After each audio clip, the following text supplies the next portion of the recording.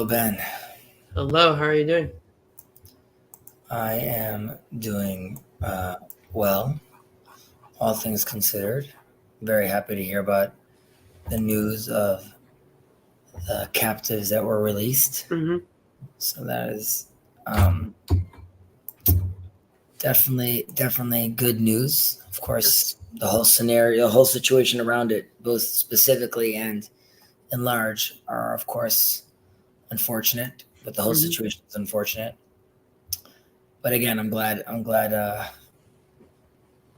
people have been released. Yeah, Um, it's nice news to get. and so that's on that front. Shavuot is upon us tomorrow. Uh, Pentecost, Shavuot comes in. We receive the Torah, so I'm very excited for that. I was fortunate to get a friend of mine is a rabbi is like a rabbi and in charge of the publication of Pnei Halacha, Rabbi Malamed's work. And I heard through the grapevine that they were working on a new book focusing on the world religions. So I sort of want to get it on that. And Mm-hmm. he sent me all the notes, which I can't share, but he sent me them, which I'm very happy about. So that's sort of on just one. You might have heard Jacob and I talk about this topic called shituf. Yeah, heard about it. Right. So he's like, when I was talking to him about it, he's like, "Oh, I have like 100 pages of notes." I was like, "Oh, send it." So Yeah. that's just filled up all my Shavuos night because we stay up all night studying the Torah, which I'm very excited about. However, I did just because next week I'm leaving this house, and thank God this very busy with work and many other elements that are happening right now. Our move and my kids starting summer. So I was going to have like these 4 conversations I had set up that I just canceled right now, and I'm gonna take like a little step back from TLC. I think I want to continue these shiurim, but I just need like a month of just uh, focus on real life. Even though this space is amazing and I'm very happy about it, it comes with its own demands, and yeah, I need a recalibration of sorts just to make sure I have enough time to do everything I want to do. Excuse me.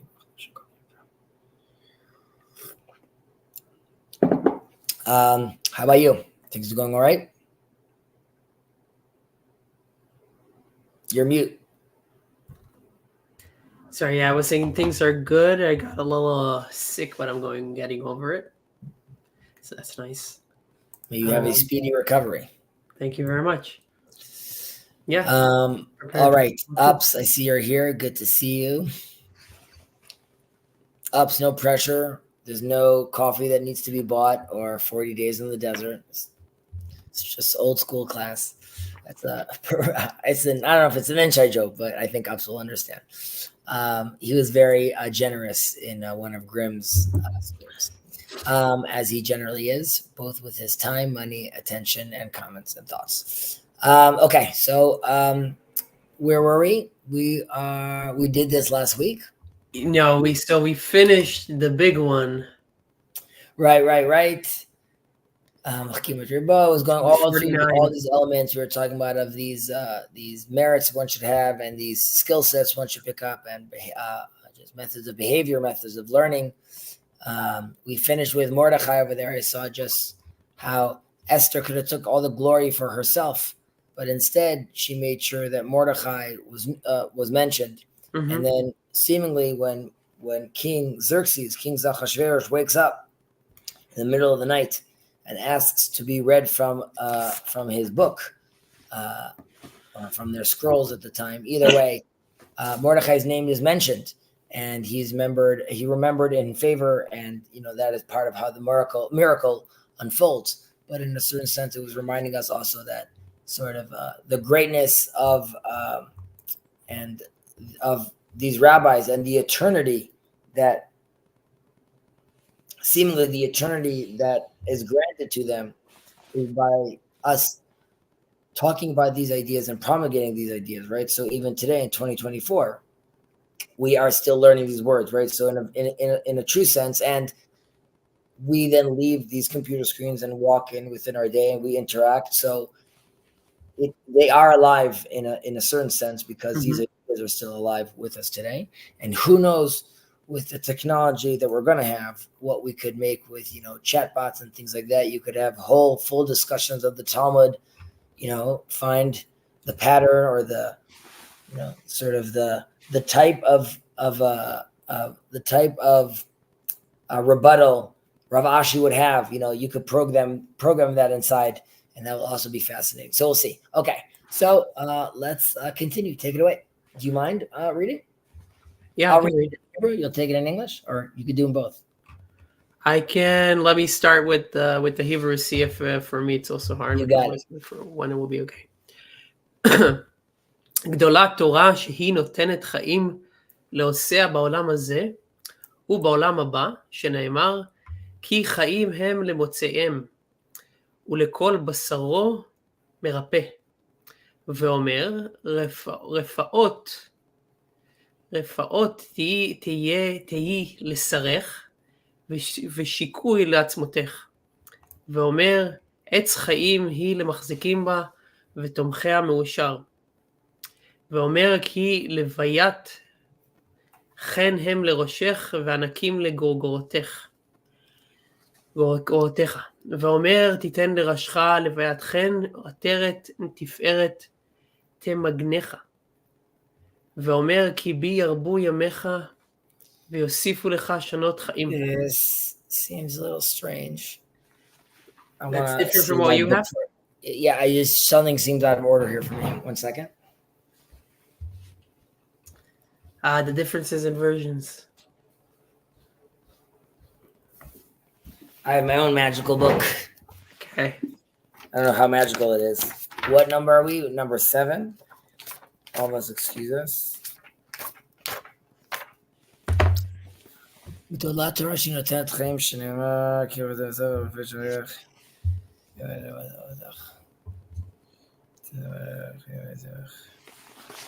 All right. No. All good. That All right, you want to take it in English? Seems right? Seems right. Yes, the language just sounding off to me, but I'm just rusty, I guess.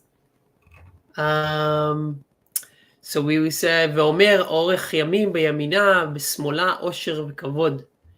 ואומר כי אורך ימים ושנות חיים ושלום יוסיפו לך.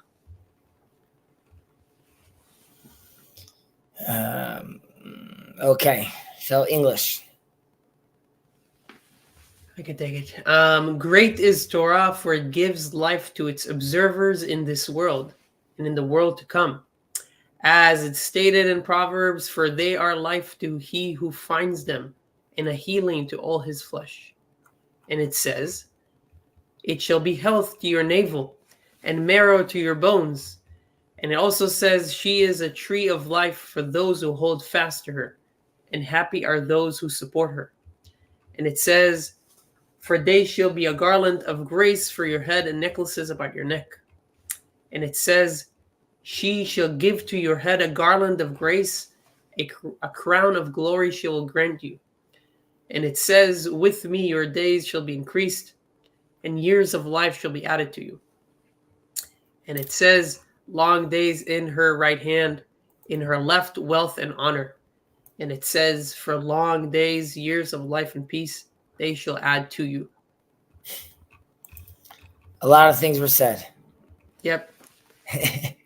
It flows less in English when you say it like that, but All right, maybe I was reading that. I don't know. Something was like feeding off to me, but Hakol Tov. Okay. גדולה תורה שהיא נותנת חיים לעושיה בעולם הזה ובעולם הבא. שנאמר כי חיים הם למוצאיהם ולכל בשר מרפא. Right? Great is Torah, for it gives life to its observers in this world and in the world to come, as it is stated in Proverbs. For they are life to he who finds them and healing to all his flesh. And we're going to go through other statements. Sorry, you cut off. I mean, my screen just went black. You see me? Yep, I can see you. Okay. So if earlier we had the whole list that we were just talking about of 48 things, Okay. which we had the Torah, which we acquired the Torah through, right? All these different merits and these different behaviors we were talking about. So we really, and that's really talking to the practitioners that are participating in the Torah. One really has to, again, it's a focus that one has to be fully committed to it. And there's a reward for this, for the person that's actually, we went through all this person that all he's doing, right? And the things that he merits. Part of the reward is life, right? It's a life of goodness and blessing and a life of purpose and meaning. So the Torah is really great in that way. And it really is allowing you to really to participate in life in its full capacity. And we believe that because if you're doing so and you are in a certain sense filling up your soul with an experience of life that is oriented properly, right, that in the world to come continues on with you. Obviously, we don't fully understand what that means, but there's a sense where all these experiences of here that we have now are, as we say, za'ir anpin. It's in a very, very small sense, a portion of what real reality to come will be, and where we could feel it in its most true sense. And so in order to achieve that reality and be a vessel that could contain such an existence, you have to make sure now that you are filling that up. And that's happening through all the 48 elements we were talking about earlier, right? All these things that one has to do to acquire the Torah, but these are really things that we get in reward. And part of this thing about the motzei basar lemarpeh, right? So it gives lives to who finds them, and healing to our flesh. So this is also we have to realize that it is the Torah gives like breath into all our organs, right? And it's unlike human medicine, which is really made for one specific part, right? So I have an issue with my hand right now. I could take penicillin for that, and that's going to focus on that element. Torah is, in a certain sense, it washes over you completely, and it affects every part of your body, every part of your existence. So, right, it's an elixir of life, as they say, and it gives you a sense. Of course, it's not going to heal, while other people say it might. If you lost your leg right now, it's not going to allow you to walk. However, it could give purpose into walking with one leg, in a certain sense, to take that extreme example, right? It's what gives you purpose to get back up. It's what gives you purpose. And the framing you have when you use the bathroom, when you come out and you make a prayer, thanking God for how all your body works, all that, being conscious of your body in such a way really allows Torah to affect you on even on a cellular level, right? And we also know that the way we are looking at life and the way we observe life ultimately affects our kids, and there's a psychological effect to that as well, and downstream there's even potentially genetic effects of those kind of things. Right. So there's the dry practice of mitzvot or any other actions that you do in your life, right? The things that you do by rote, I think is how you pronounce it, right? Like the things you do like that. But the axioms, I mean, Torah is like the thing that comes even before, right? That's where even the one before this started. It started with Talmud, started with studying Torah. It comes as the first thing because it preloads your axioms, right? It's like it's the things that the thing that allows you to perceive anything in the world and to see a table that's disattached from the floor that it's on, right? All that kind of stuff that Vivek also talks about. It's the things that are preloaded. And when it does that, it gives you meaning. And the more you are, I guess, the more you actively engage with that, the more it can turn all those dry actions into meaningful moments in your life, even the small things. And again, I guess, you know, the end of the spectrum of that is that you find every single moment meaningful, and maybe that's too much. Maybe that's like psychedelic, right? Like every single movement of your arm or the leaf in the behind the window or something like that. That maybe gets all mad, but there's a middle road.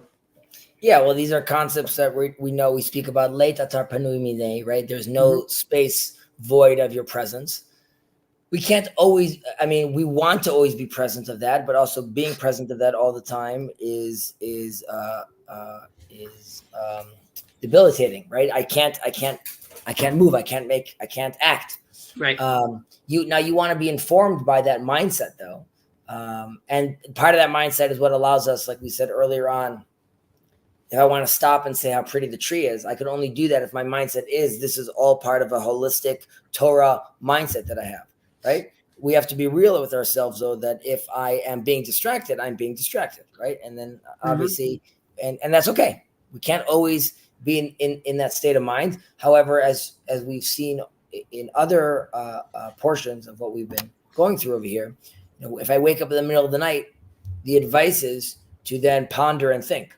Right. So if you are treating your body like a temple and you are turning yourself into a Jedi, right? So then you could use the Force in many times, and you could then walk around and get to, or let's say, people that don't require psychedelics will use, breathing techniques or Kundalini yoga to get to these states, right? So you could be in this place where you suddenly, you reach that moment, but it's difficult, and like you said, a middle road, and that's what Maimonides always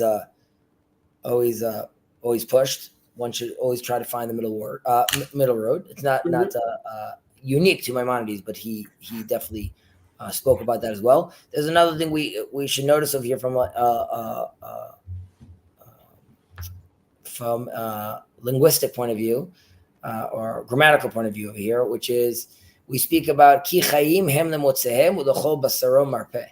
Right, so it's for they are life for to he who finds them, and healing to all his flesh. So in Hebrew, it's motzehem is plural and basaro is singular. In the English translation, they don't do that over here, but there is a teaching which is many could find it, right, and the invitation is for everyone to come and participate in the Torah. However, udachol basaro marpeh, it's healing for the individual, because it's not enough to just find it, right? You also need to acquire it and then be able to like verbalize it and take, like we mentioned in the last portion, take these ideas and actually formulate them into words and have them come out, create order out of chaos, right? These ideas. So it's an invitation for everyone. It's for the individual that manages to actually do it. It could also be healing, right? It's not necessarily healing to everyone just if I'm trying to achieve it. It's healing if I am achieving it. Right. Ve'omer refuot tihi l'sarecha b'shikui le'atzmotecha.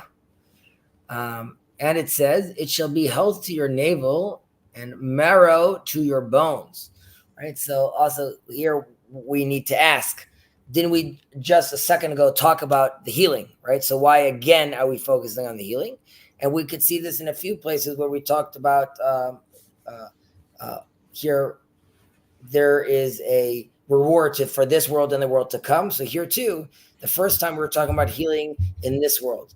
This verse is talking about healing to the world to come and alluding to the bones over here, to the vision of Ezekiel, of the dry bones, of revivification, of coming back. Now, you could look at that from a physical point of view, and there's different elements of that. There's a resurrection of the dead. Everyone is resurrected, gets to see Messiah, dies, and then we all participate in one big party in the world to come at the end of days. There's a resurrection where everyone comes back, and everyone's there, and everyone lives on into the world to come.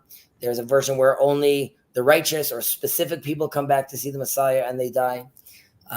There's a version where it's, Jacob's going to hate this, so I'm just mentioning again, this is his channel, and it's not a channel that supports Zionism. However, there is in Zionist thought an idea that post-Holocaust, right, really from like visuals of seeing Jews, emaciated, looking like bones, right? Just from 1945, 3 years later, those same walking bones, dry bones, actually came back to the land of Israel and built a state, right? So if you look at that through the context of Ezekiel, right? So it very much matches. However, again, you could look at this also as a prophecy that is continuous, right? There's multiple levels to it and multiple interpretations and multiple instantiations. But that's what I believe those verses are talking about. But if your magical book has anything to add. It just talks about how the Maharal sees like the four like these four or these several texts point to different things. So you have the body, the marrow. This is talking about the physical self. The tree, talking about longevity. Grace for your head, the levatchen. Spiritual life, and then the crown, talking about spiritual, another aspect of the spiritual life. So I mean, that's kind of like it's kind of more broadly how he kind of breaks it down, specifically. Just looking at some comments over here. Hineni is the response to God asking, "Where art thou? Where art thou?" Ayeka, and Adam is supposed to answer, "Hineni." Grim, you are my commute companion now. Oh, what an honor. I hope you're doing well, and I hope the commute goes well as well. David Bougie, who that's the name Seabax has for you, and I like that name, Bougie. I hope you don't mind. Honoring your parents results in long life. Correct. There's a famous story about someone who honored his parents and also was doing something has to do with pigeons, where you make the pigeons, you shoo them away to take the eggs, but you don't want to make sure the mother doesn't see you taking the eggs. So to avoid her pain, you shoo the pigeon away, and that also is supposed to reward you in long life. However, the person that was doing this, as in on his father's request, so he's honoring his parents, went to do the shooing of the birds, which also rewards you in long life. He dies. How is this possible? So while this could be true, both from a literal sense, there's also a meta truth to it of honoring one's parents and what that means, and unpacking that concept of honoring the ones that come before, which allows you to then continue and pass on what's relevant and what's sacred. So in that sense, also it's like we spoke about the sages earlier and mentioning their names. In that way, they become everlasting. Upcycle over here. So if I understand correctly, according to Jewish belief, the study continues in the world to come. Is that correct? Yes. And we say that the righteous sit and are still studying at the foot of God's throne, and they are basking in Ziv HaShekhinah, in the radiance of the Shekhinah. And I always imagine that being a very warm, beautiful, beautiful light. Easy to see the connection to Ezekiel. I agree. Before you go into that, I was like to what Upcycle said. Like one tidbit that I also like about the study. Please teach us. Is that we might have talked about it before, but any book that you open now, or any Torah book that you open now, will be available to you in the world to come, so you can like peruse it. Like you'll finally understand everything, and you have infinity to actually delve into it. So whatever book you open now, like make sure to open as much books as you can and study them, because then they'll be in your library. So that's kind of like just a cool idea. Right. I guess you'll be really disappointed if you get up there and you're like, this is totally not the books I ordered.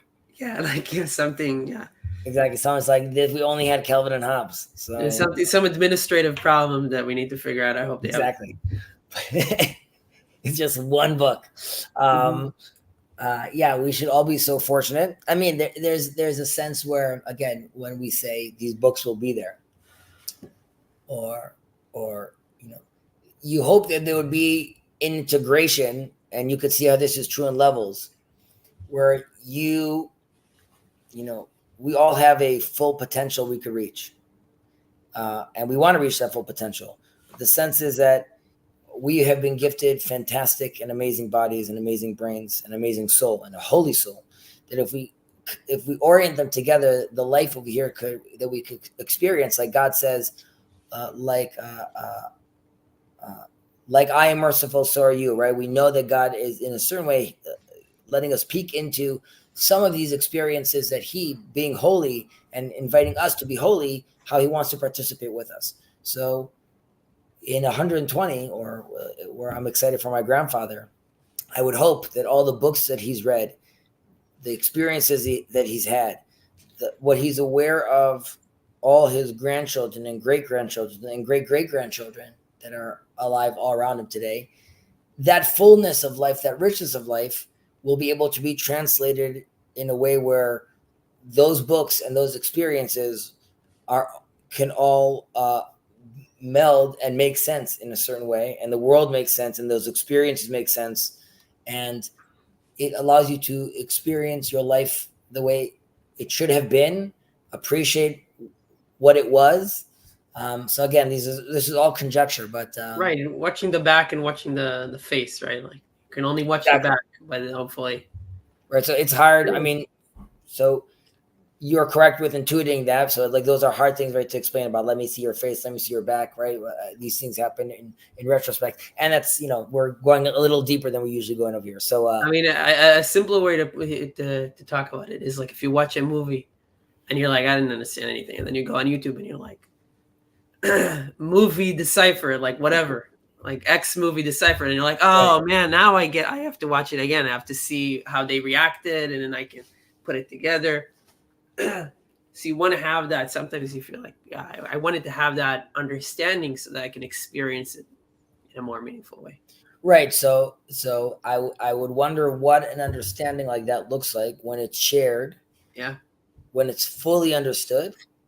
When it's fully understood with all the other components that are relevant, that that are relevant, and how that's also shared across with everyone else, and what that shared understanding looks like. Right. So you could imagine, like, now we deal so much with inconsistency and misunderstandings.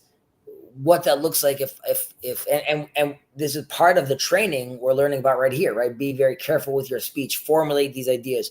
All of these are in a certain sense preparation. Well, I don't know if they're only preparation. We spoke about that the world is the foyer, right? And we're trying to go into the banquet hall. So in that sense, it's true. And in that sense, also the fact that, like the example we gave, which is the hallway gets lit up by the other rooms on the side, right? And the more you open up doors, the more it's lit up. So in this world, we want to be opening up these doors, so as much of that world to come light is radiating inside, and that's called being mindful, righteous, the hero's journey. All those things are opening up those doors. Then we have to be the right vessel to accept those that light. So there is a lot of the experience that we're having over here, which is worth it, of course. But yeah, we're going abstract. Everyone should behave. And I want to just say, in the world to come, everyone's invited to my little neck of the woods. It's going to be crazy. There's going to be a DJ. I don't want to give it too much up, okay? But let's just say it's going to be fun. Everybody will have the books they ordered. And that will be the gift. Everyone has to come and bring a book. Okay. Continuing on. Where were we? It's a good question. Okay. And ואומר עץ חיים היא למחזיקים בה ותומכיה מאושר. Okay, so very, very, very famous line. And in English, it is a tree. Where is it over here? She is a tree. She is a tree of life for those who hold fast to her, and happy are those who support her. Okay, so her being Torah. Correct. So right. So not only is the Torah going to heal all our pains, our ailments, our sicknesses, but it also ensures our longevity. Right. Again, from a spiritual sense, I don't know if it's lengthening your telomeres, but giving you longevity. And like using the analogy of a tree, right? Like the tree's roots are deep into the ground and they're very sturdy, right? And this allows you to have a continuous sort of life, right? So this is sort of the life of the learner, the one who's participating in Torah learning, Torah study, and of course, Torah embodiment, which would be just living a Torah life. And this is applying to the people who are both hold fast to it, okay, or are grasping on it, and to those who are supporting it, right? So the ones who are grasping it, and there's different interpretations. We could get into a few of them right now, which is the ones who are grasping it are the ones who can't. Well, you have the people that can't necessarily study. The ones who are grasping on it, the ones who are acting with it and are participating with it. But there's those who are supporting it. So that has been interpreted, and some would say politically, to say those are the people that support the institutions, right? Who are paying for these institutions, who are building these institutions, and they too will have a reward and merit from this tree of life and happiness. Now, those who grasp it in this case are on a higher level, right? Because they are holding on to it.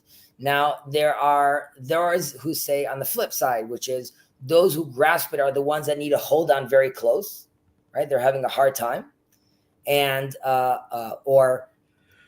there's the righteous and there is I don't want to say it's not the conqueror is the wrong way. The hero, we'll say.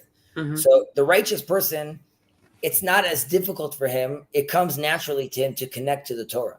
So he sees himself more as a supporter because his hand could be sort of like a loose touch on it because he's already connected to it naturally. The one who's grasping on, he is the hero. And by hero, I mean, Ezu Gibor Koveshet Yitzro. Who is a hero? One who conquers his own evil inclination.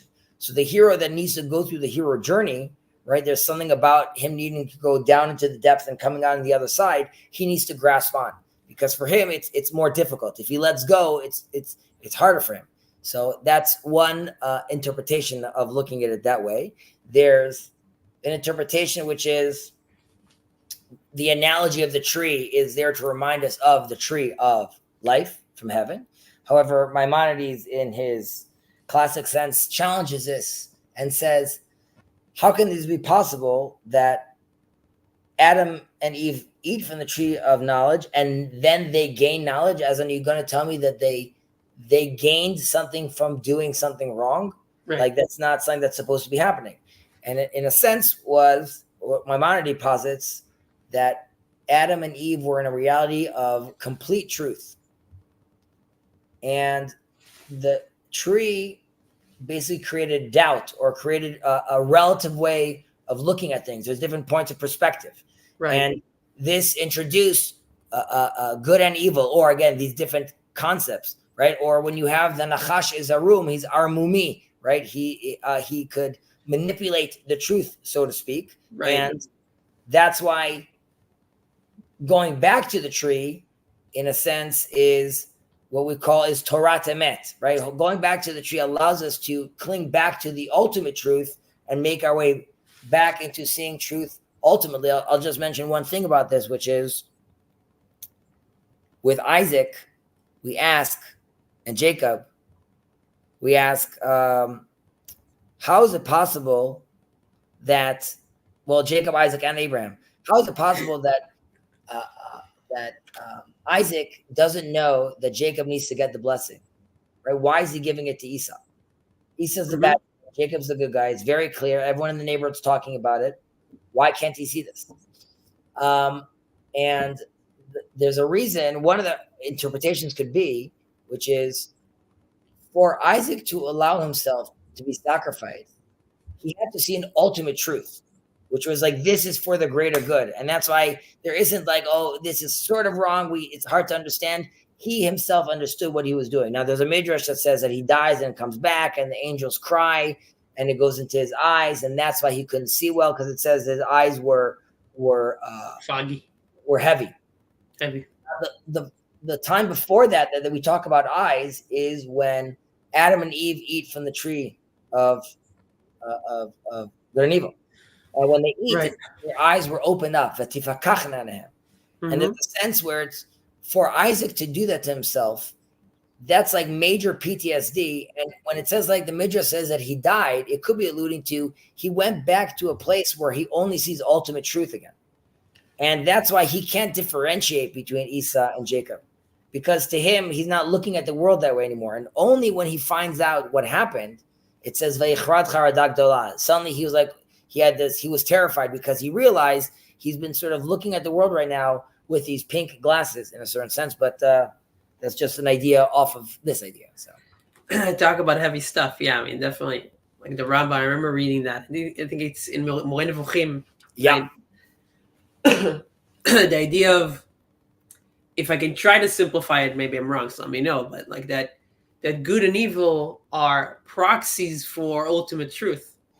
So for Adam, there was right and wrong. There was truth and falsity. I don't know. But then so everything was clear. There was no like, it tastes like, if it tastes sweet, then you know that it might be, or no, sorry, like I don't know, like the morality on top of it, all these proxies that allow us to understand whether something is for the good or for the bad. But so it's kind of like this curse of information, the curse of data, right? Like it's like always, like you think that if you have more information, or if you know, like you have all these proxies, and then you don't even know what the actual thing is. I used this example with Jacob a lot that somebody else mentioned from another channel. I forgot his name. Vocal distance or something. Mm-hmm. About the strawberry and the juice of the strawberry and the lollipop based on the juice of the strawberry. And then you don't even know what a strawberry is. Right. But your son could be having a temper tantrum saying, this is not the strawberry I wanted, though, right? Based on like that, like false reality. Yeah. Right? And we all want to go back to that original taste. So the Torah is offering it, saying the Torah being that's your Jack and the Beanstalk, right? That's your way to go back up there, is to connect back to the Torah. And yeah, it does. And as you could see when we were going through these 48 things earlier, that all those moves are trying to make sure that the experience is as authentic as possible, right? Learn from everyone. So that's like, that's not keeping you siloed. And at the same time saying, know your place. That's going back to saying, God saying, where are you? Saying, here I am. It's knowing where you are at all times. So all those things are trying to orient you back to being that person who he himself is the tree, right? Others should be really grasping onto you. We don't talk about it over here, but in a sense, and Jacob has his famous tree of life, right? God's name, the tetragrammaton in Hebrew is really the man standing up. Mm-hmm. And so are the 10 spheres, right? So all these are going back to mapping onto ourselves. And of course, you can see these things in chakras, in all different kind of religions of us trying to be this tree ourselves. Okay. ואומר כי לוויית חן הן לראשך, וענקים לגרגורותיך, ואומר תיתן לראשך לוויית חן, עטרת תפארת תמגנך. And it says, for they shall be garland of grace for your head and necklaces above your neck. And it says, you shall give your head a garland of grace, a crown of glory she shall grant you. Very, very nice. So these are also tough Hebrew words as well, right? But this livyat, this garland, right? This crown, so to speak, or people to see you in favor, people seeing you basically in a favored ways. You're going to have this aura about you, and it's one of the things that really endear you to other people is, according to some of the interpretations, is wealth, money.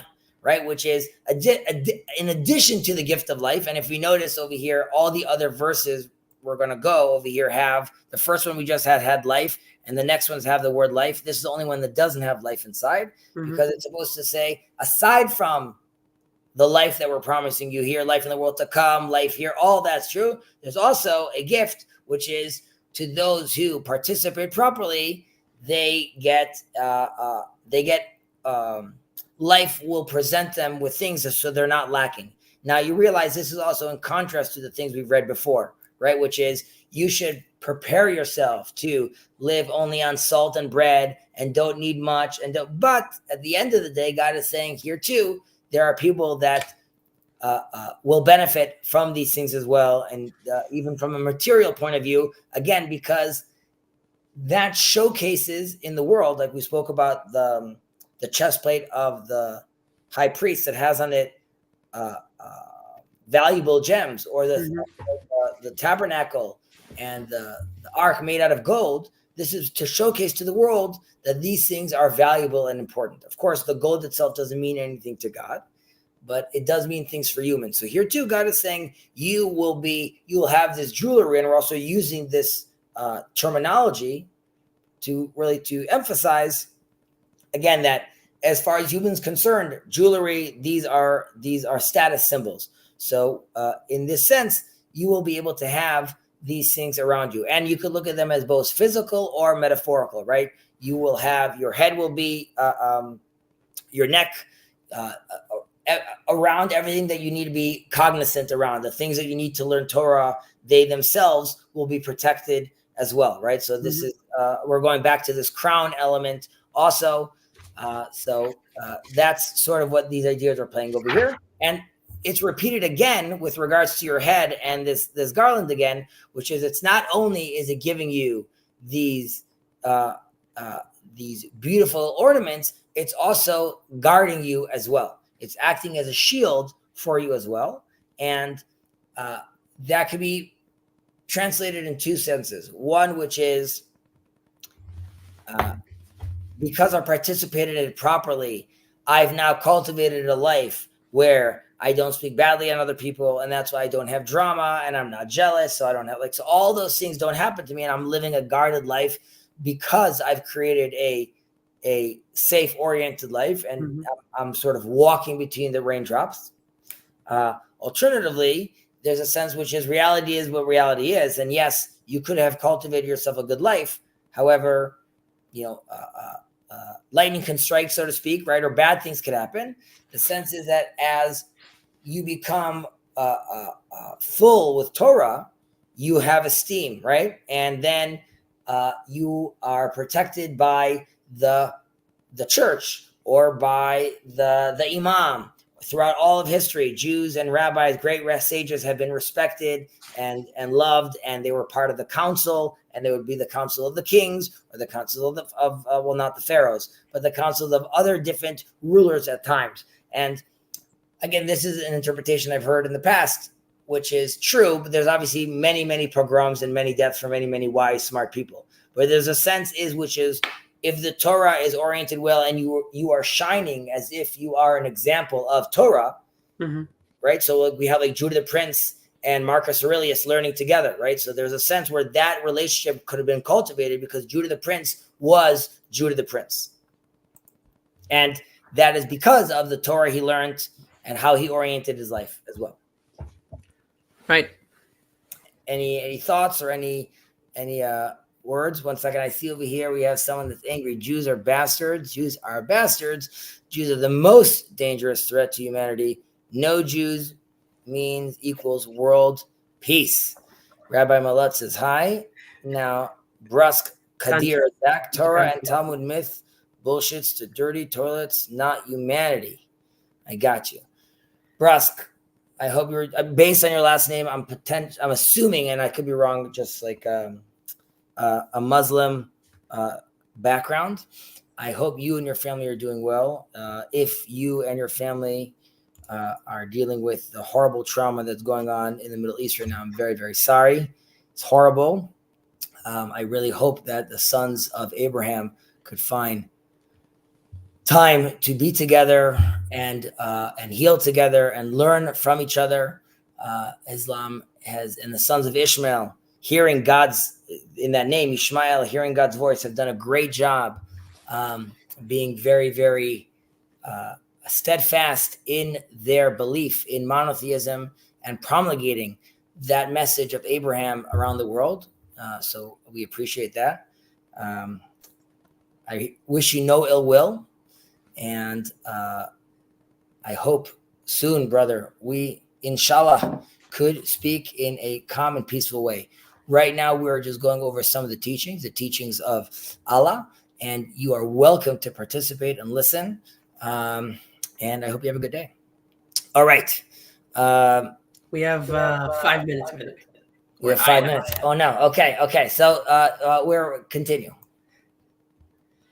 תמגנך, כי בי ירבו ימי חייך ויוסיפו לך שנות חיים. Correct or no? Did I skip one? No, you're good. כי בי ירבו ימי חייך. Okay, yes, exactly. Here we're talking about. Well, I want to read it in English as well. Mm-hmm. With me, your days shall be increased, and years of life shall be added to you. So we are being told over here that, and we're being reported. It's okay. We're doubling up here again, right? Which is, your days will be increased, and your life shall be added, right? So days and years. I'm sorry. Days and years. Yeah, days and years. So there's a sense which is shnot chaim. The days shall be increased means it's not that I have now a 27-hour day. Rather, the day itself will be more full. More, every minute will be more realized, more embodied. Every moment will be fully realized, and this allows you to have a much richer life. Now, there's a sense there's ideas we sort of hint about when we talk about, let's say, UBI, universal basic income, right? Which is suddenly I have all this time in my hand. What am I going to do? Well, there's a lot of people that don't have meaning. That's very scary for them. When we have Torah to fill our life and we have community to fill our life, then of course, when we have the moment to do this, we will now feel that we have so much more time on our hands to fill with meaningful Torah study. I don't want to keep you. Do you want to bust out and we'll continue next time? You said you have 5 minutes.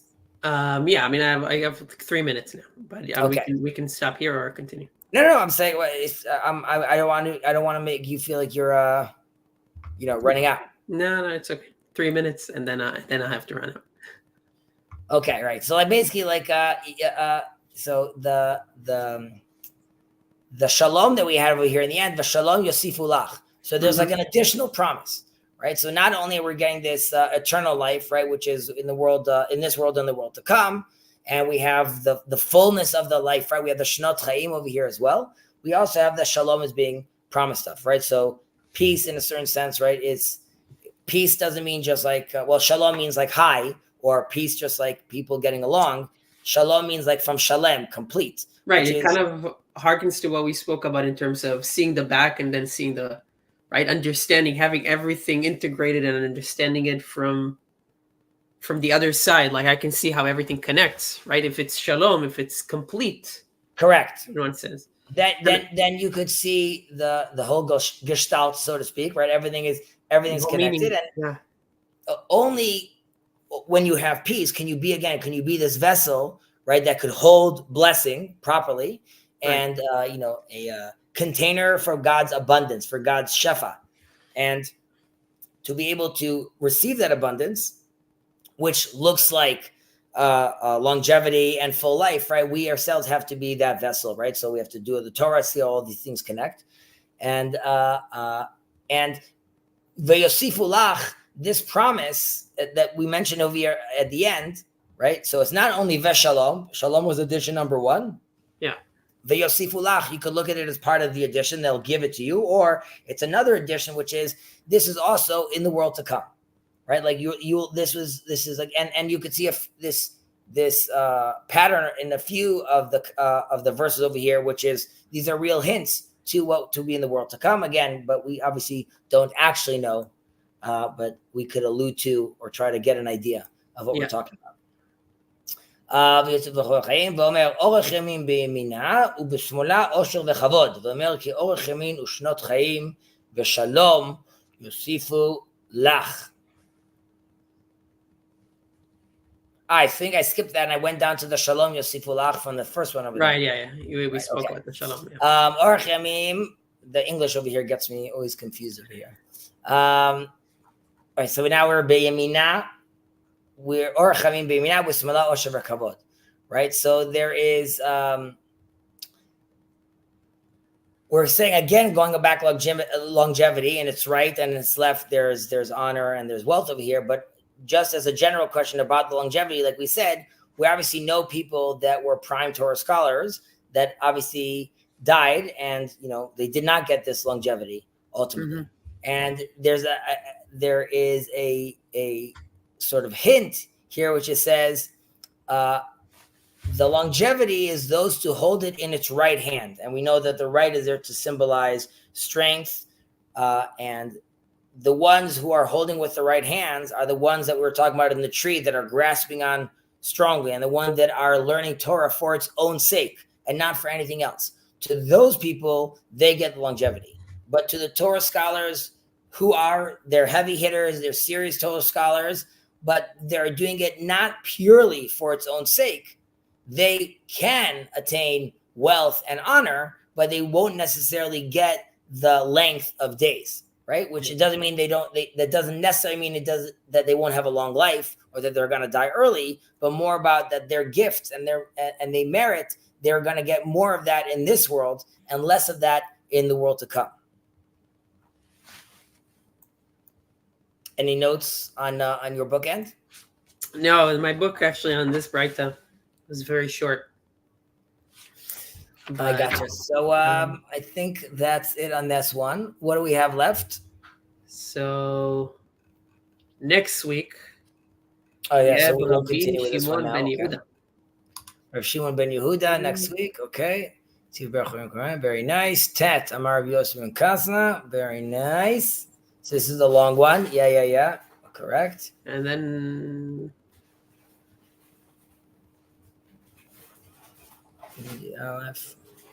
That's it. Okay. All right. So I think like 2 more weeks, because we'll probably be able to do a double, and then there'll be another one. Maybe the long one will be split a little more. Okay. Nireh. So let's start thinking on what we're continuing with afterwards. Sounds good. I'm going to hang out for another few minutes. Ben? Cool. Thank you, Chezi. Thank you, everybody. Enjoy. Have a Chag Sameach. And enjoy your sleepless night with the God above. We'll talk. Bye, buddy.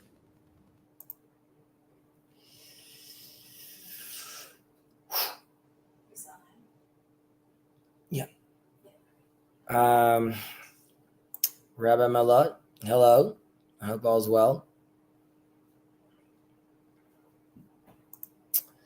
It seems to me that Spinoza's personal view of God as presented in his ethics cannot be reconciled with ethics of the Father presented Pirkei Avot. Yeah, well, Spinoza went a little too far. He made some errors. I mean, like, obviously he's brilliant, but many issues. I'm not seeing trolley comments. I don't know. I guess it's in one of Jacob's channels. Wow, impressive. Oh, much appreciated. We are the students of Aaron, and as the angel of the Lord tells Hagar, Hey Gilad, what's up? Hey there. Just thought I'd hop in. Jump on. I'm here. Yeah, I guess Shavuot is upon us. Just say hi, and that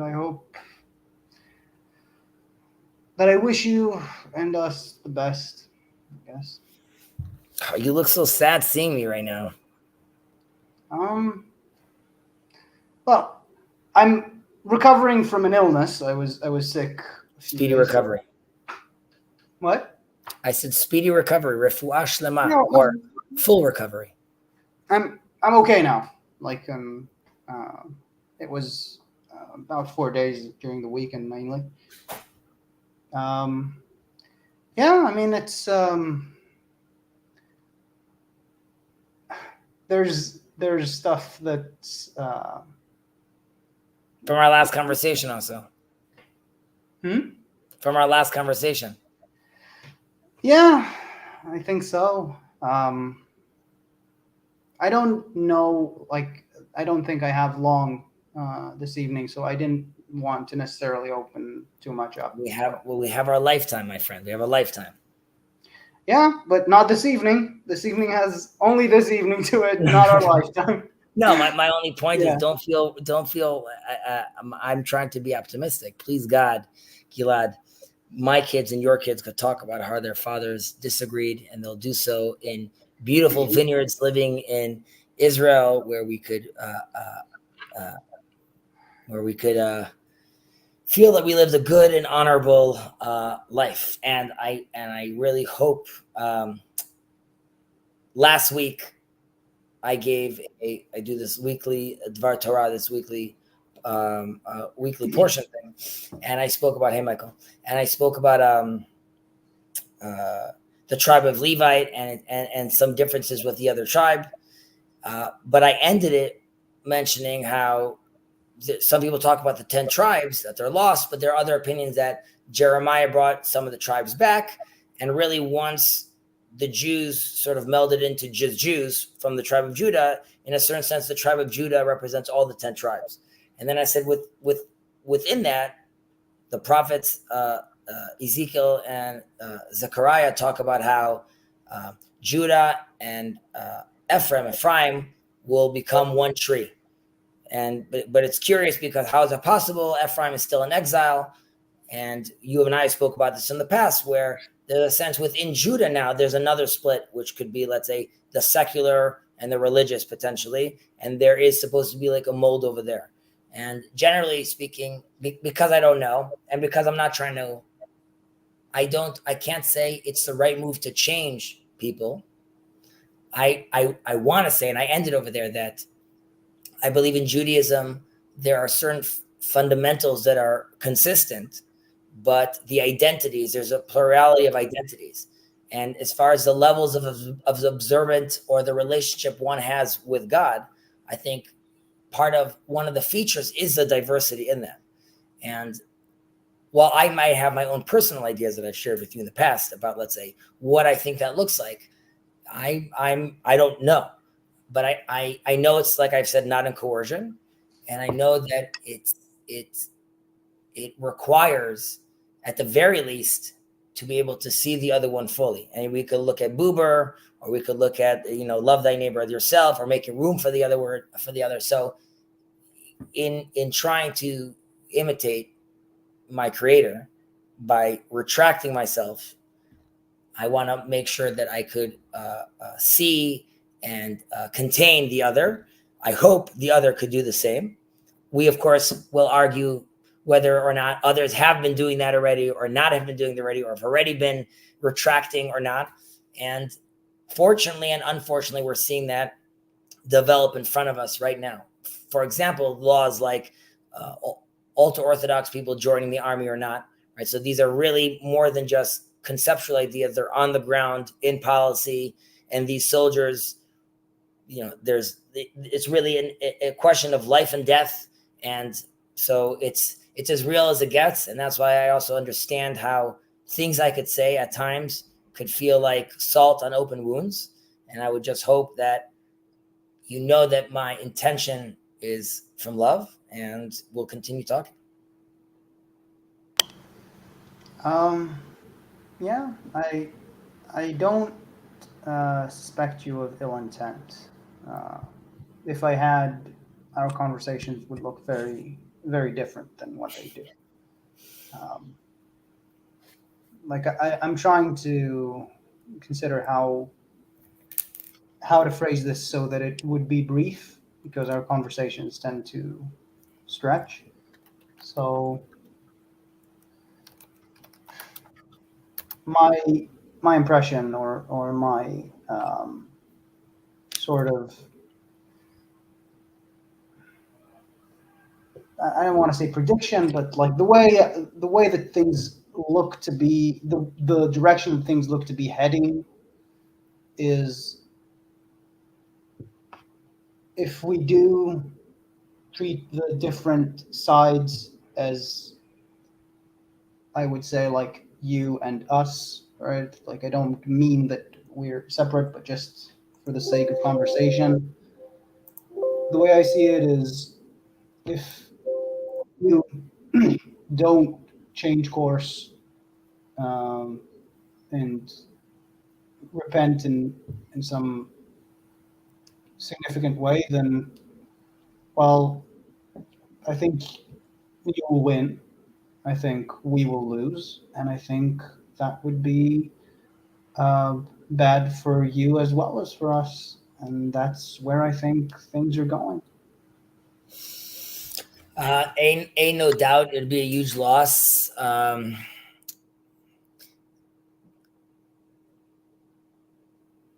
doesn't mean, I mean, sort of like, and we spoke about this once, like the Phoenix.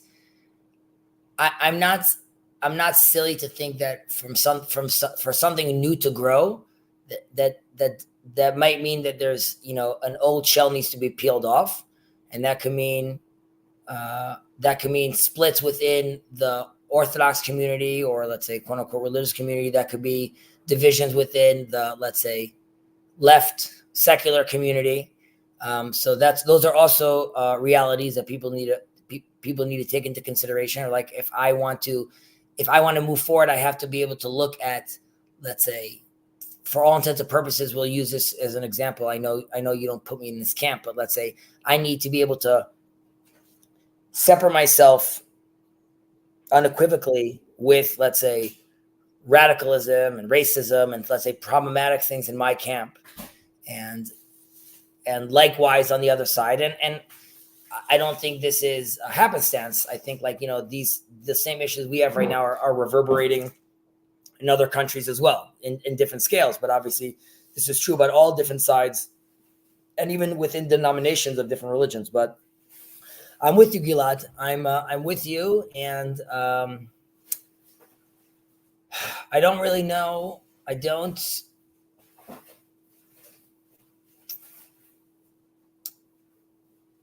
I was at the recent flag march this week for Jerusalem Day. And it used to be a very, very beautiful thing. Just context to those who are listening. It's a beautiful, you know, you just see like an ocean, tens of thousands of people, oceans of flags. It's gorgeous, gorgeous thing. Everyone used to participate in it. However, over the years, it became more affiliated with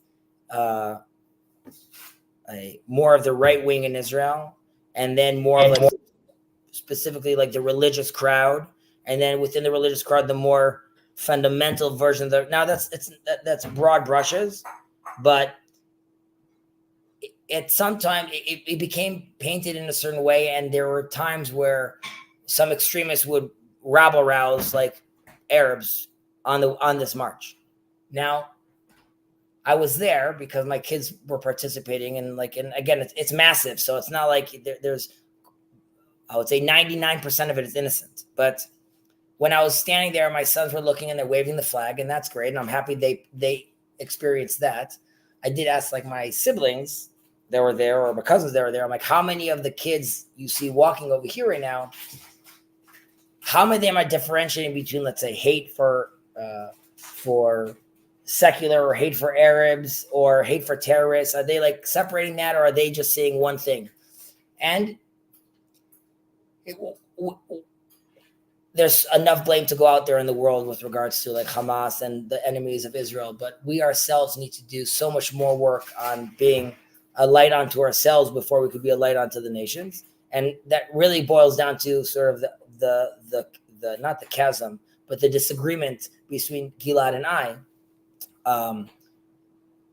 which is like, Gilad, I could be spending time on TLC, and I could be talking and mending bridges with Christians. However, Gilad is literally in my back corner. It like lives in Israel, and there's so much we share culturally, genetically, like at multiple levels. Yet there's a divide, and yet there's a separation.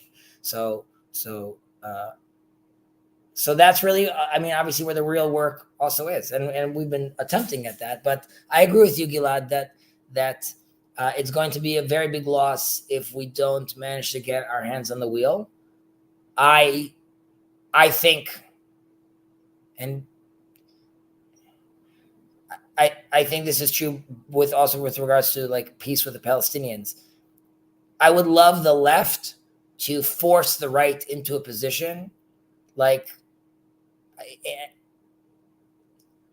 like if the Palestinians came right now and said, you know what, we want peace and we agree on these border, like if they just came in and presented something that like can't be denied or force Israel to respond. Here too, I want, and you know that I don't lean left politically, but I'm willing to vote for a political leader, someone on the left, if I feel that he's being a leader. And you and I played around with that idea a little, but I don't know exactly what needs to be said. But I think we'll see it when we see it, and it doesn't have to be left. I just need to see someone get up and want to represent us. And you might say that already happened, or those people exist, but I'm with you. I want that too, Gilad. I want that too. Yeah. I don't mean to talk a conversation about this, by the way. What? I said I don't want. We also don't have to have a conversation about this. I don't want to trap you on this thing. No, I mean, I'll probably get a message in a few minutes, which would give me a few minutes before I have to leave. So it would be abrupt. I'd say this. Michael, thank you for being patient, but you're in it. You're in the drama. You're in the show. Okay, go on, Gilad. Yeah, it says that right on the bottom of the screen. It says you're in the show. So that's true. Yeah. By the way, hello, Michael. I haven't met you before. I'm not sure the context, but you're welcome to chime in whenever and on whatever you feel like. Yeah. So I'm definitely coming at this from the lens of a stranger, I suppose. But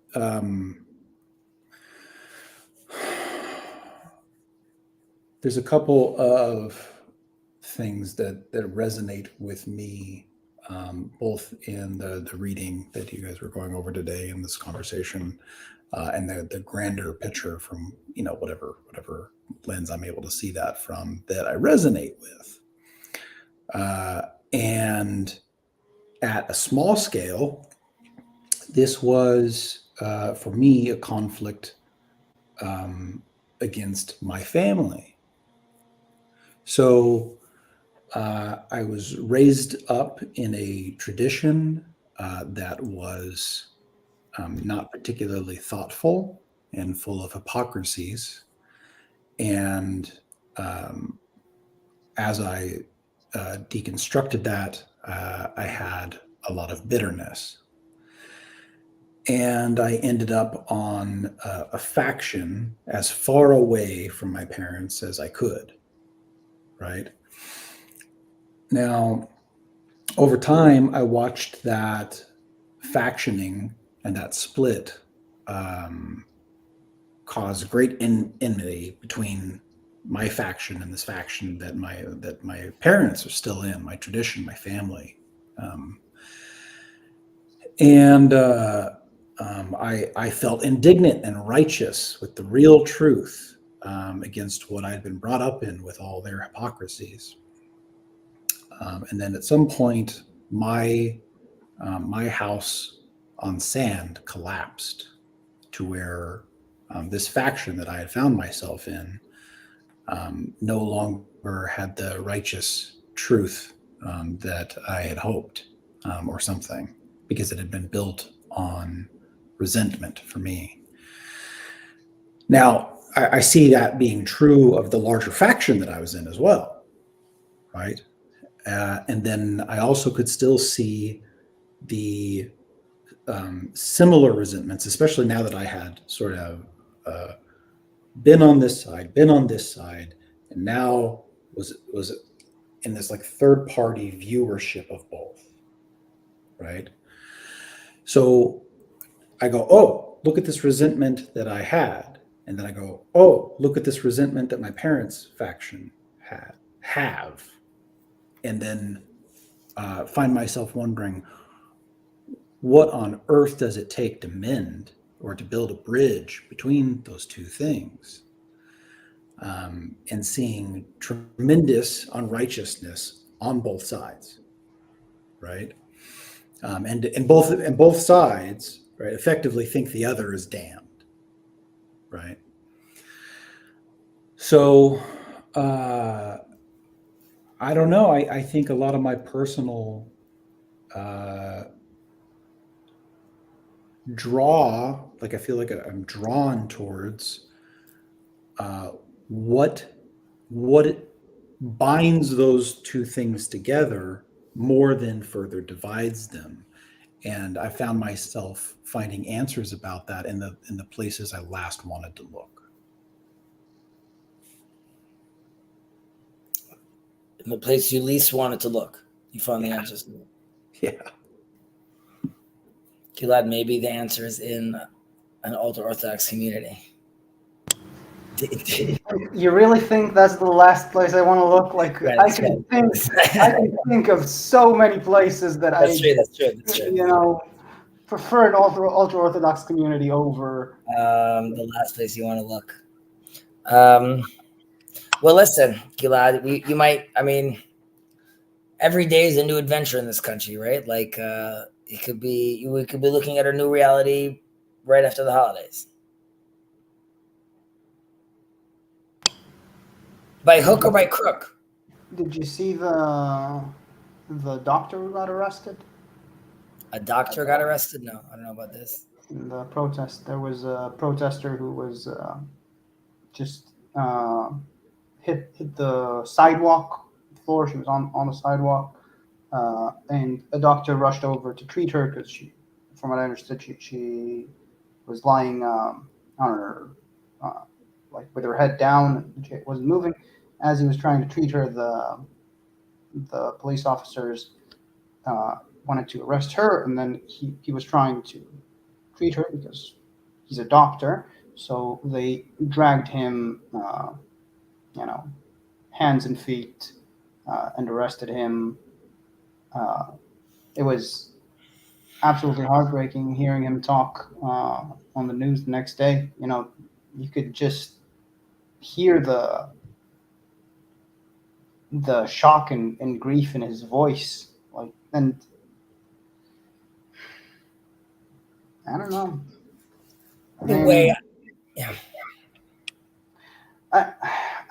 I'm not trying to like put you on the spot and make. No, I was. You don't have to put me. I was going to clarify that. I think you'll agree with me. I don't think Gilad is saying that. I'm using this to compare, sort of like on a George Floyd level, which is like I don't think you're saying Israel has an issue with, let's say, violent cops. I do think you're saying that the cops in its current setup, dealing with a protest, knowing who's in charge of the police, being Ben-Gvir right now, is just a showcase of how there's a complete chaos going in the ranks over there, and the way they are responding is showing how there's like lack of leadership that goes all the way up to the problematic person on top and the rulings and positions and attitude that he wants. Am I correct about that? You're correct, but incomplete, I would say. I guess the issue where generally I think my mind goes and yours tends not to, or tends to contest me on those claims, is that I think that the slope is much more slippery than you seem to. Like I think that when these sorts of red lines have been crossed, and many, in my opinion, have been crossed in terms of the mechanisms or the institutions, I want to say, the institutions that hold rightfully the monopoly over power and violence in the state, when they are allowed, as long before October 7th, allowed to on uniform protest against the very department that's responsible for investigating them if they break the law, then you're in a bad place, and like you're not in a bad place because today you're going to get arrested, it just for holding up a sign or for having a conversation with a friend in your house, but like those are the things that come to mind. Like what's stopping them, right? Like there's the sense that like, and that's I think where we differ, and I can see you like just rising to respond and telling me how you got to caveat this, you got to look at the bigger Yeah. picture, God, and I get it. I'm just saying like if you're asking where we differ in terms of where our mind goes, that's the difference. I guess you could say that it's the opposite for me about protests that are blocking roads, and yeah, that might I'll take that, right? Like I don't see the potential when protests of 100,000 people or 200,000 people block a road rather than anywhere else in the world where like there would be physical violence. But I get it. We see things differently. Well, I want to be able to, as much as possible, see things clearly. Ideally, if we're both things seen clearly, we'll see them in the same light. You're right that like I feel like I need to caveat that, and I don't know why I feel compelled always to caveat that, but when you're saying that, what I want to say is, and again, I'm using an example from the States, but you hear the police are racist. And then if you dig down the numbers, you're like, well, it's really only 3,000 are killed a year. Out of them, X are actually fighting back out of them. And then like the numbers don't show that.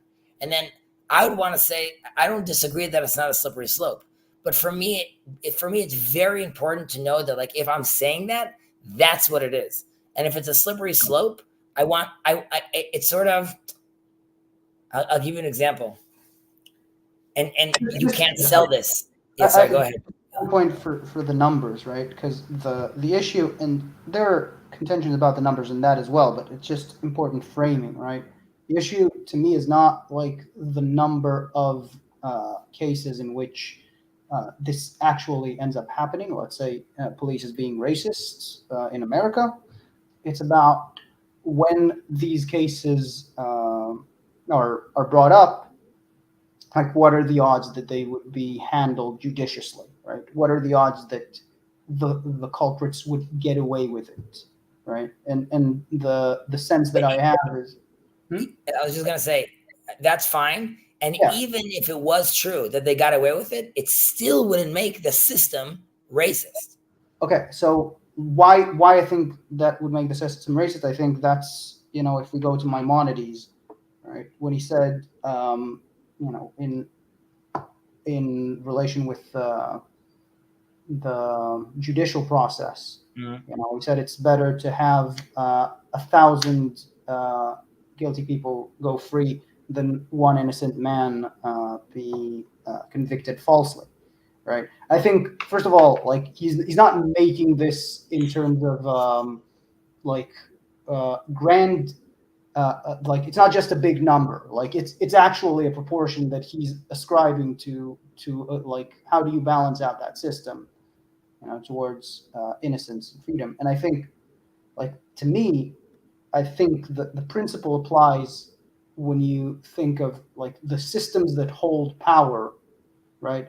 When a police officer hits someone that they had no right to hit, right? That 1 to 1,000 multiplication applies the way I see it, right? You get to monopolize violence. You get to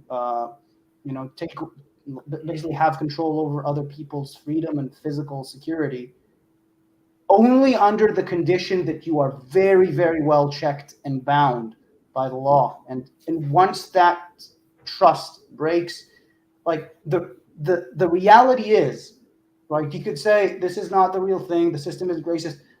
Okay.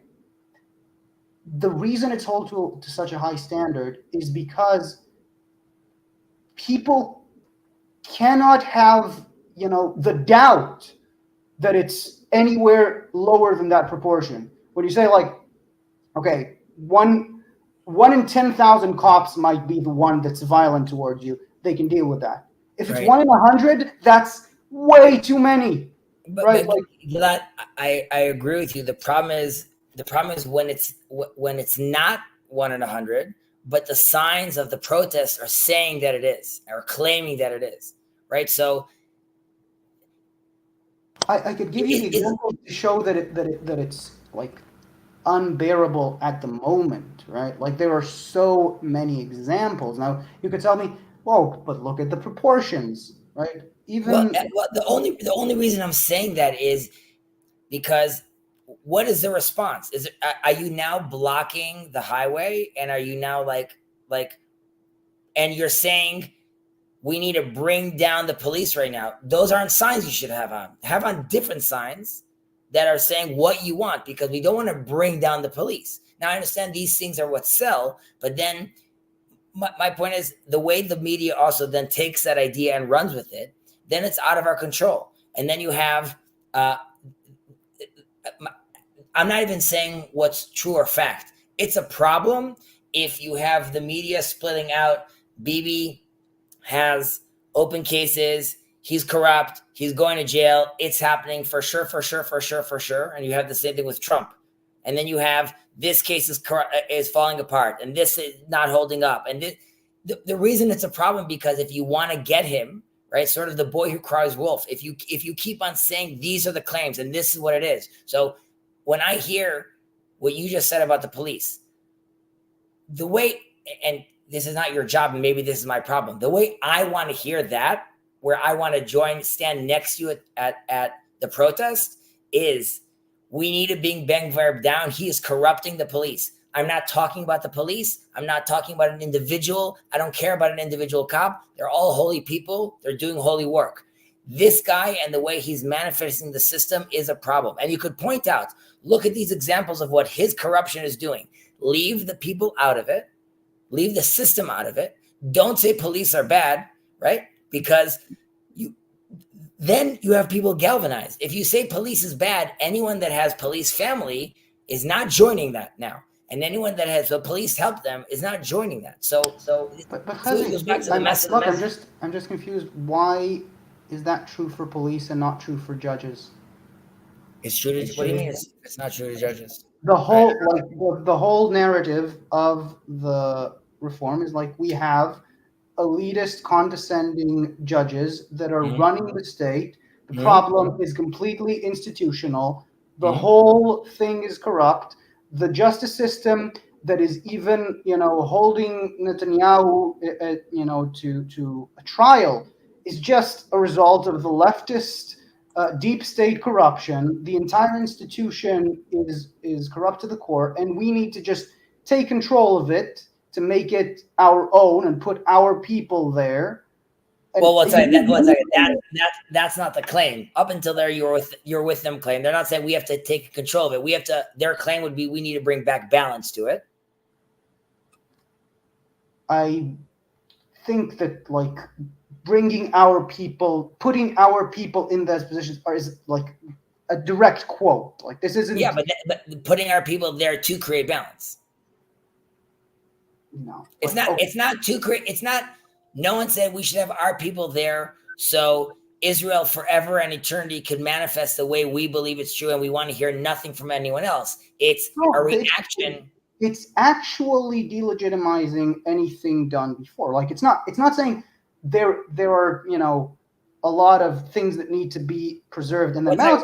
We have our opinion, but we're veering. But my point, Michael, you want to add something, but let Chezi just respond, and then I don't. You're saying for that, right? I don't see why this attempt that I see as the right wing, just pointing at institutions, including they do it with also much more let's say consensus institutions in the state, like pointing and saying everything is corrupt there. We need to overhaul the whole thing in our image.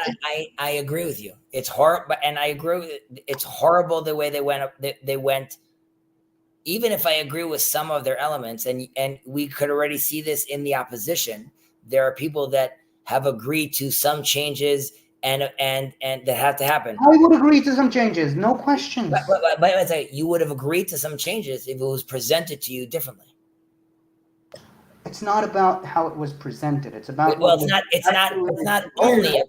not only about how it's presented. You're right. There's things that they want that you disagree with. That's fine. I'm just like, I'm sorry, and I'll let you talk, Michael. I'm sorry. It's just like I think we talked about it before, like this obsession with marketing. Like there are principal issues why the whole proposal was just, to me, I agree. nothing. The things I want to change, though, the things I want to change that there's consensus about, they should have just gone with that, and that's it. Forget if you think now what they wanted is problematic or not. I'm saying from a let's move forward where you agree on, and this is why I was okay with Naftali Bennett being prime minister, because his attitude was, we agree on 80% of the things. That's what we're going to focus on. We're not going to touch the other 20%. So I'm completely with you that the right has completely, on their end,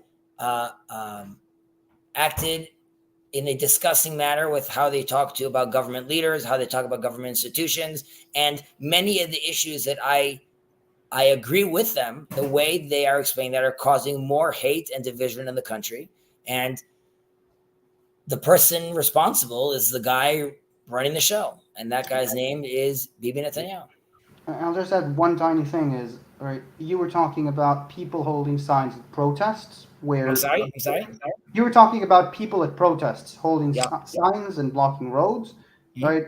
When, like, the comparison is, I'm talking about public representatives, right? Not Even worse. a crowd of people. Some of them would have messages, like, it's a hundred thousands of people at protest. It's very hard to say, like, change the message. Whoever wants to protest is going to protest. You can't. I would say the leadership is complicit, but regardless, even the leadership doesn't compare to elected government officials. So you're right. Embarrassing, horrible. But I hope you lad. Don't worry. Did you want to say something, Michael, or has the moment passed? No. So if you'll permit me a little bit of Greek, I can't help but come from these kinds of conversations, because they mirror so many that I find similar to environments that I'm surrounded by. So principles first, and this is a little bit less practical, but I can't help but see different nomos at play, right, that are being embodied with different nous. Okay, so it's not what's being done as much as the spirit that it's done in. So let's say my girlfriend asks me to go grab her a cup of coffee, right? Now, if I go grab her a cup of coffee I'm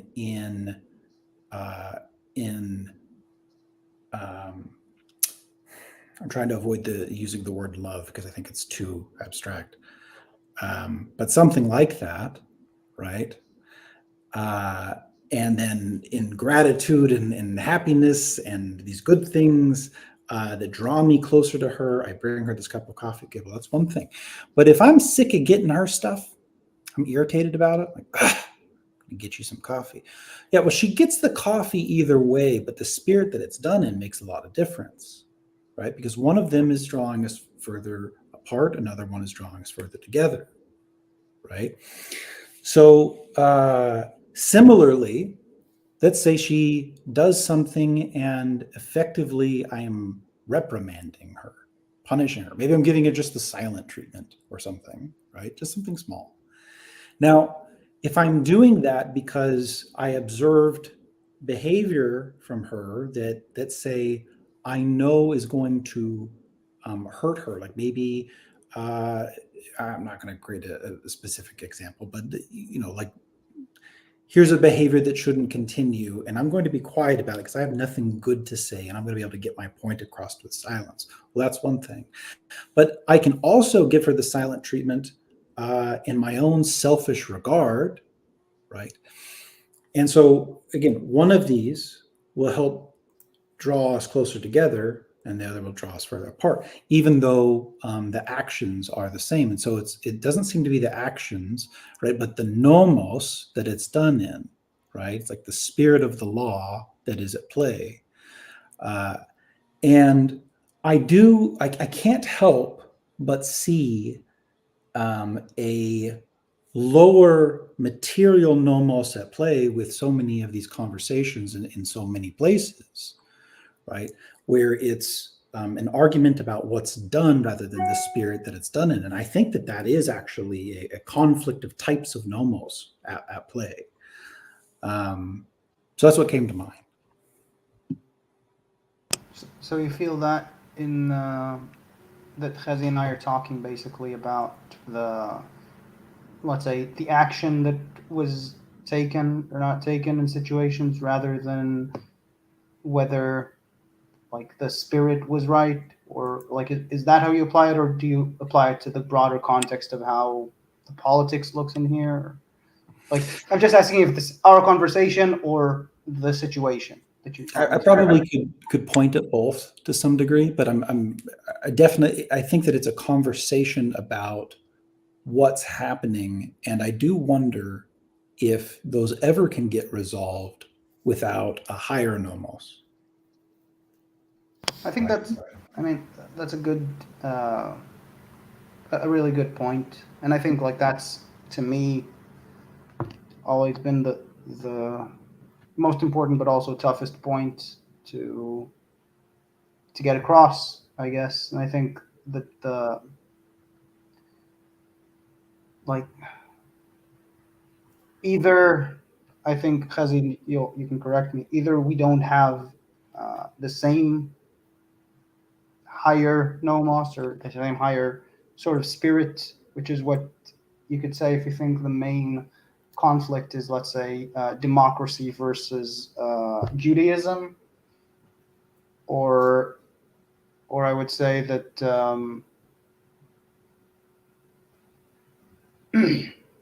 what was the other one? That I think to the extent that we can share a higher nomos, which I think is that we strive towards peace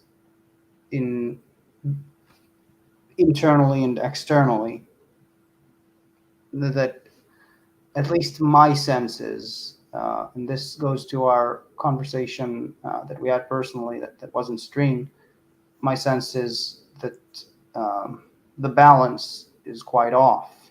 And what I mean is, I'd asked you about why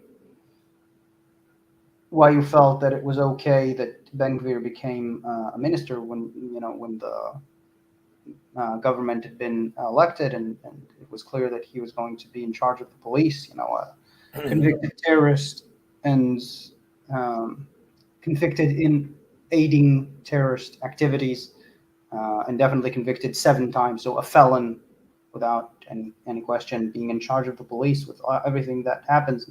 That's just like one element of this government. Just a second. I'll need to go in like 2 minutes, but I'll just finish the idea.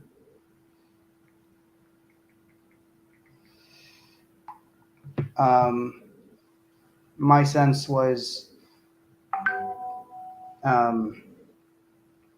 that the things that you would be willing to, let's say, accept that would happen to the things that you care about, like that you feel from your, let's say, camp on certain issues that would be acceptable to compromise over, or sort of accept are a part of this thing we call democracy or shared living in whatever regime we would be in, seemed to me like to be completely out of whack with the things that I like, at least that you could not see how bad it was. And I have to go, but I'll say this just so that I'll try to just clarify my point as best as I can. Right?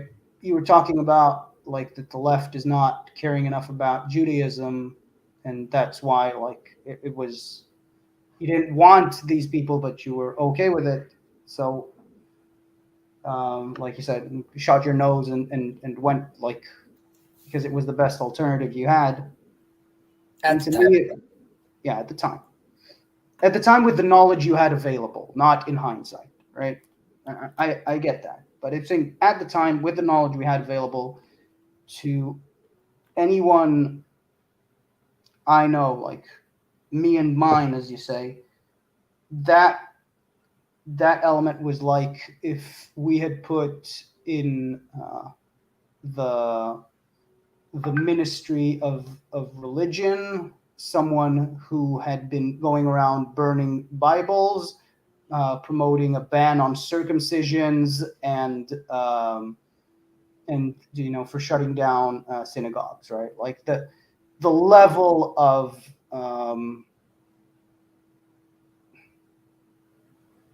the levels of unacceptable at putting, the very person who had a picture of Baruch Goldstein in his house, who as a teenager boasted about taking the symbol out of Rabin's car and saying, "We'll get to him," with the scars of Rabin being assassinated. Yeah. So, like, if that's, I would say this: when that becomes sort of acceptable or balanceable with anything that I could see on the left currently, then I mean that's a part of the despair that I just don't see how that equation ever gets balanced. I have an answer for that, but next time. Yeah. All right. It will be a prompt. Yeah. Good night. Good night, Gilad. Take care.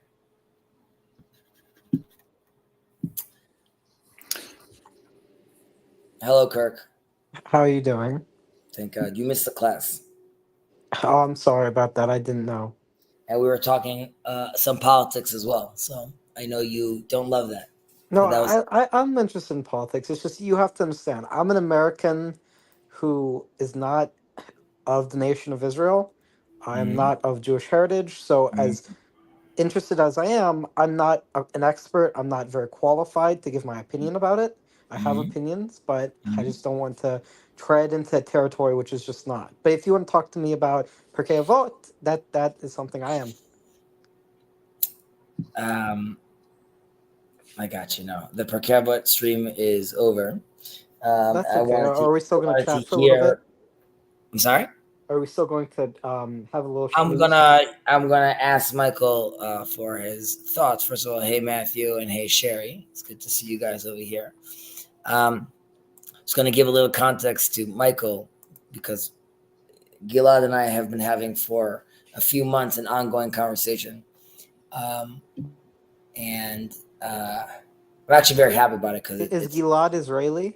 Gilad is Israeli, yeah, and it's quite cordial, which is important for me. However, what he was mentioning, what sort of was very difficult for him, was how could I, for all intents and purposes, vote for Donald Trump, right? It's just too repulsive. How can you vote for this kind of guy? And if you vote for him, there's something that like about your values and you're going about your nomas, like how we can't agree. So there's layers to answer that. There's levels of, I could point at other examples where like we're participating in a system that already has that. So like I don't have to vote for him, but let's say am I still participating in voting at all in government? Like even if I vote for the left, by participating in that, I still recognize that there's an opposition, or I recognize that there's the Democrats, and by doing that, I'm still paying into the game. So how am I still not involved with the treachery involved? So then you have to make a difference, and you have to start looking about it from like a Machiavellian point of view, right? I can decide that all of this is not kosher, so I just retract, or I try to engage. And Can I offer a few thoughts there? yeah, of course, please. I was just putting in context use, like Yeah, the person yeah. he thought the person he thought I didn't vote for him directly, the person he thought I was sort of closing my nose for and being okay was in the coalition, to him was too difficult to reconcile. Who's that person? Itamar Ben-Gvir. Yeah. So yeah, Michael, give your thoughts. Yes. So to continue on with the example, in 2016, after Trump was elected, I started a small group in my city that was effectively an activist group against Trump things and this resist whatever, right? In this deep leftist progressive faction that I was coming from. I find myself now, nearly 10 years later, as someone who, to my own surprise, would likely vote for Donald Trump.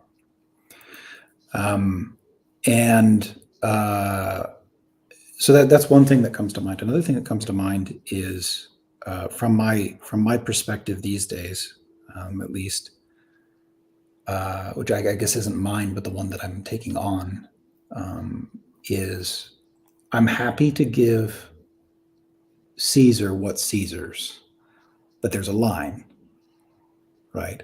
And so I participate in the principality insofar as it does not directly contradict what I am to align myself highest with, right? But that's because you divide between them. Like I and this is a disagreement that I have with the owner of this channel and our lovely benefactor, Jacob. But I see religion, I see politics as part of the religious game. I feel like that's very much what the nation of Israel is supposed to do.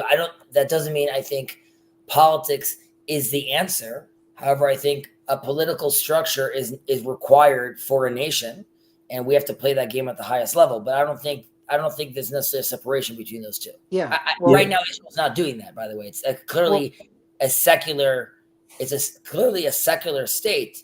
And like Jacob, I also agree that is not the ideal. Which that's very hard for Gilad to hear, because he hears like, I want the downfall of democracy. I don't want the downfall of democracy. I want the leveling up of the political system into a divine orientation. That too is something Gilad would fear, being, let's say, secular, because in theory he hears, I want to turn it into a theocracy. That's also not what I'm saying. I believe that the Torah values manifest properly in the body politic are not coercive and are not there to shackle people. That's obviously hard for people to see, and a lot of work needs to be done from the religious or observant participants in showcasing and explaining that that's the reality. Currently, the religious groups that have political power in Israel represent a specific flavor of orthodoxy, which can, and it sometimes is, coercive and restrictive. So I can't blame Gilad for when he hears secular, or let's say when he thinks of religion and politics combined, he sees that as an unholy relationship and one that is being manipulated. And I can't blame him from seeing that, because that is the reality. That doesn't mean, though, I give up on the system. Well, can I just give my thought on that? Not only can you, we're looking forward to hearing it. So the thing about it is, your actions in the real world should manifest what your assumptions about the world are. So that's to say, if you believe X is the ethical thing to do, if you believe X is a reflection of metaphysical reality, it makes logical sense to play it out. But I guess the idea is, if you're somebody who does not, for example, believe the Torah comes from God, if you hear an Orthodox Jew in Israel saying, oh, we shouldn't allow gay marriage because it's against Torah values, well, on a metaphysical level, they see that as a form of force for something they don't believe in. So, like, the problem is, how do you explain to somebody who doesn't even accept metaphysical premises how we should enact So structures in the real world? Kirk, that is a totally valid question. It's not going to be fair. It's a totally valid question for every other country or nation in the world to ask, not the nation of Israel, because we have a book that tells us exactly who we are and what we are. And this is why there is a built-in tension, because if you think the religion is all gobbledygook, then you are a colonizer because you don't belong here. It's just a piece of land. You shouldn't have taken away from the Palestinians. What are you talking about, the man in the sky? Unless you believe you are the people of Israel who miraculously, after 3,000 years, have come back to their land. And if you believe that narrative, then you don't have to pray. But to think that pray is gobbledygook, you're in the wrong region. And this was part of the tension I had with Gilad, which was I pointed out to him what my fear is. And I said, I gave him an example of this. It's this public figure that was chastising and yelling at this person that had a little phylactery stand. And he was having people put on phylacteries by the Weizmann Institute. Now, this character was yelling at him and saying, "Get out of here," in a very nasty way. Now, saying it's illegal for you to have a stand like this by a school. That might be the case. And if that is the case, the man should be fined. I'm totally fine with that. But her repulsion from offering phylacteries to people, you have to realize 2 generations ago, most Jews would have given their life just to be able to hold on to the phylacteries. So for your attitude to be that this is disgusting and repulsive, you're in the wrong place. It's the wrong attitude. And for me, that is a very big threat, because that is a misalignment in what we're supposed to do over here. And again, no one has to wear phylacteries. There should be no law where you make someone put on phylacteries. But if your attitude is, I'm disgusted by that, then you can't be my leader. You could be secular. You could live in this country. I don't see you as leader. I see you as a problem potentially. And that would make me feel like I need to bolster a certain framework in Israel, even if I need to close my nose, because I feel the people that are disgusted by our heritage, they have power. I don't need to be Switzerland. If they turn Israel into Switzerland, that's a loss. I'm not looking to be a democracy like all the others. I'm looking to be the land of Israel, the people of Israel, who at the current time of the world are playing the democratic game, because that is the best system available. However, we are supposed to manifest as and orient ourselves properly as a priest, a nation of priests. And the rest of the world is supposed to see what that looks like and do so as well. And it could be that it's a democratic system. It could be it's some other system. We are supposed to showcase what that looks like. So far, we're failing. So I'm sorry, go ahead. Yeah, Michael. You can go, Michael. Yep, thank you. Coming very much at so much of this from a Petersonian lens.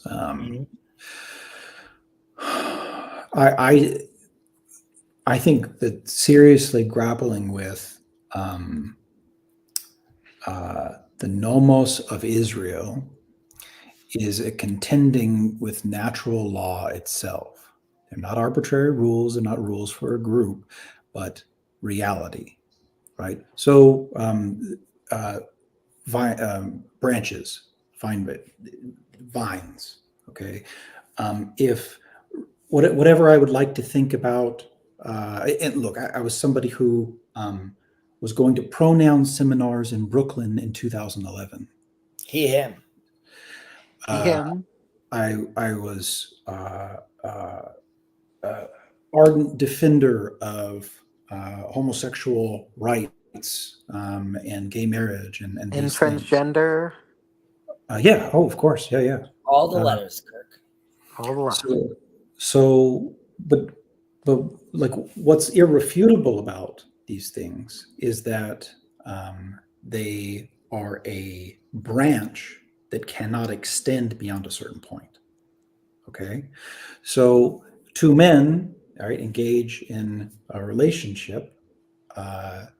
Okay, but there's limited life left for that, right? It can only go so far.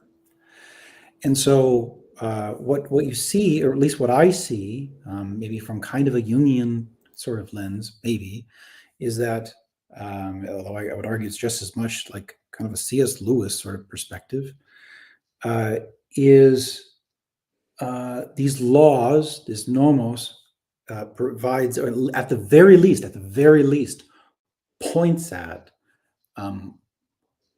which path, I guess, is like sustainable, which branch can continue to grow, because all the other ones cannot help but wither. I don't know how much of that you caught, Ezzy. I lost you in the end for a second there. Yeah. So it's just branches that can continue to grow and flourish, and sustainability, light, versus ones that inevitably wither and have an end. Right now, whether that's mating patterns, let's say, right, that just cannot produce offspring on their own, or even just anger and how, like, resentment that I treat my partner with, and so that there's a limit to where that relationship can go. So here's all of this here's this nomos, right, with these particularities that point to one path, right, and there is only one path where there's life, and so it's I don't know, I think that there's a modern reckoning with that problem. It's not just an arbitrary set of rules. It's pointing at a singular path at every fractal layer of which branches what kind of branch can actually survive. Yeah, and in a certain sense, all of us, I mean, everyone is really on that path right now. We're seeing this happening with all the institutions around us. So it's scary times. So also, which makes you want to, makes you appreciate one's belief system and religious system, if one has one. Kirk, you wanted to share something?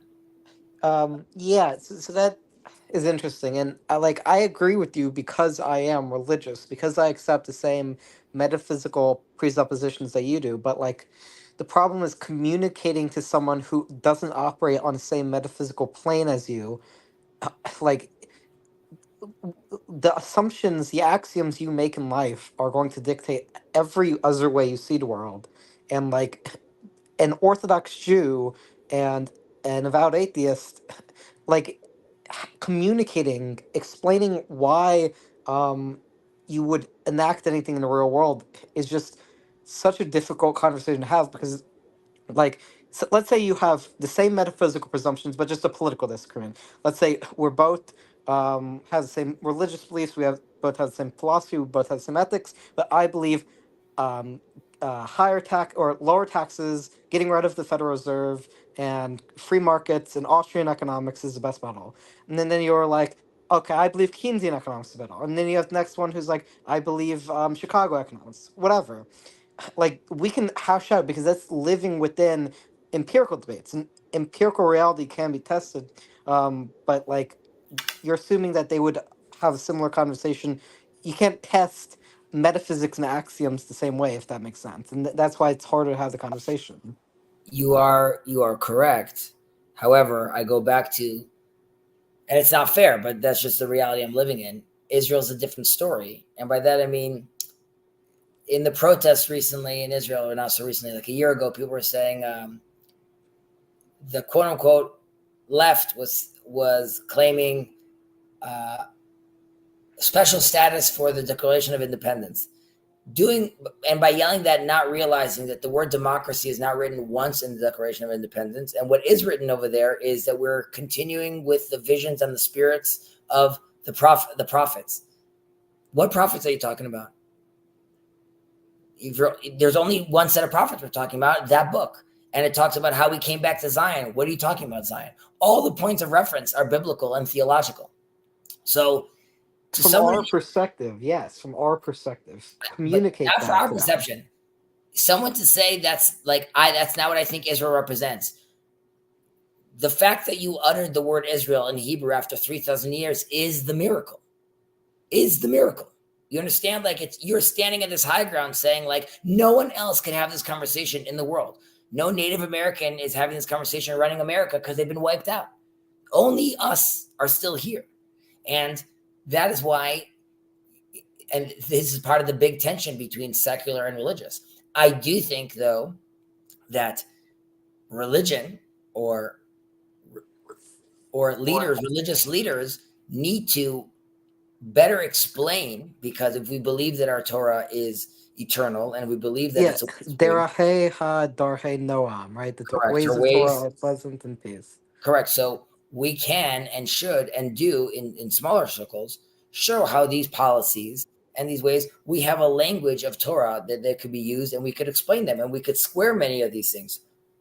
And there's some things that we can't square, that, and this has to do with the religious levers of power, where, again, like a live example, one that I spoke about with Gilad, there is no law in Israel with regards to fasting on the Day of Yom Atonement. Kippur. Right. However, almost all Israelis are fasting, and most secular Jews in America as well. No stores are open. There's no cars on the road. Nothing. No one's going to the beach. No one's watching. There's no shows, and everyone's driving on the road.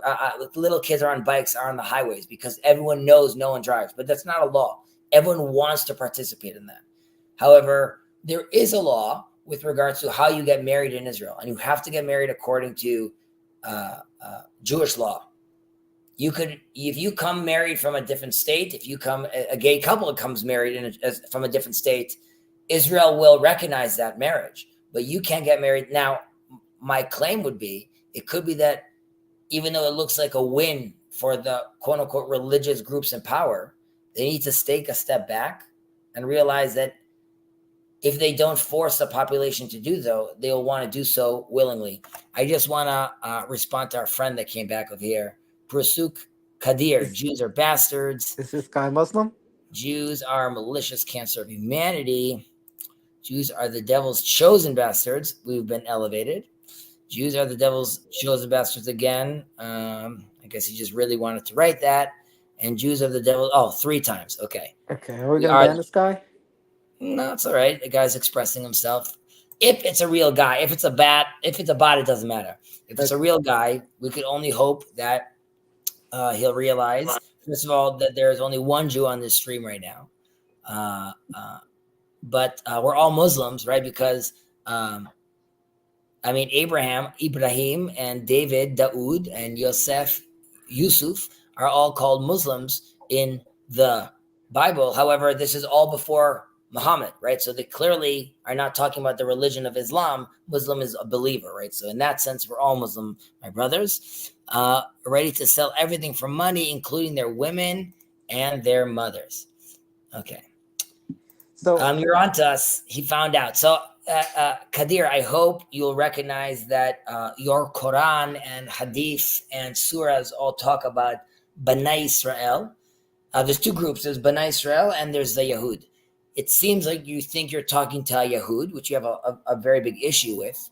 One, regardless, I'm sure Allah thinks it's disrespectful to speak that way to his creations. Secondly, I'm not a Yahud. I am Bnei Israel, and I'm back at my land. And I hope you and I could one day have peaceful dialogue. Chezi, I wanted to get your thoughts on something. Sure, buddy. So when I was in those pronoun seminars back in 2011, one of the things that was very common to talk about in that mash of like anarchist, communist, eco-activist, gender activist, social justice thing was change the language, change the culture. That's the phrasing that they liked to use. And I hold that thought, and I also hold Lewis remarking on, and I'm not even that well read of a Lewis guy at all. I'm resistant towards it, if anything, funny enough. But how you can get a sense of a people's consciousness based on where the language are. When him and Tolkien and Barfield and others, I think maybe it was Barfield actually. It could have been a Barfield quote, but you could get a sense of a people's consciousness based on how the language is structured at any given time as they were digging through old languages. And I can't help but wonder, and I find this, I find that I'm encountering this all over the place, and I don't know if it's my own eccentricities or otherwise, but like,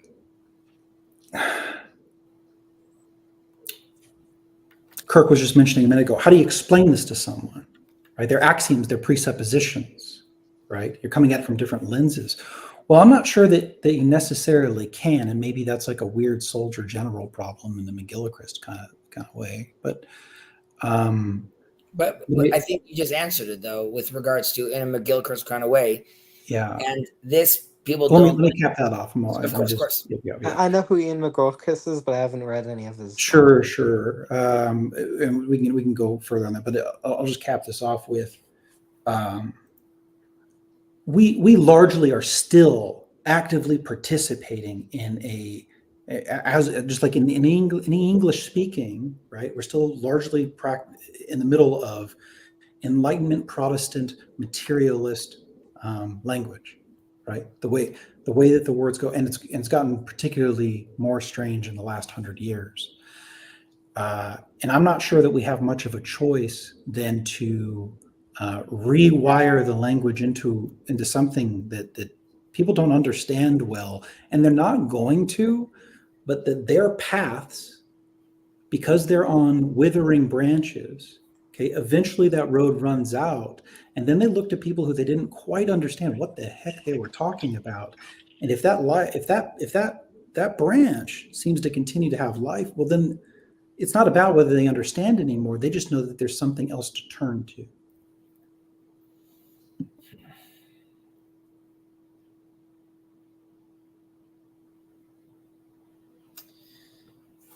I think,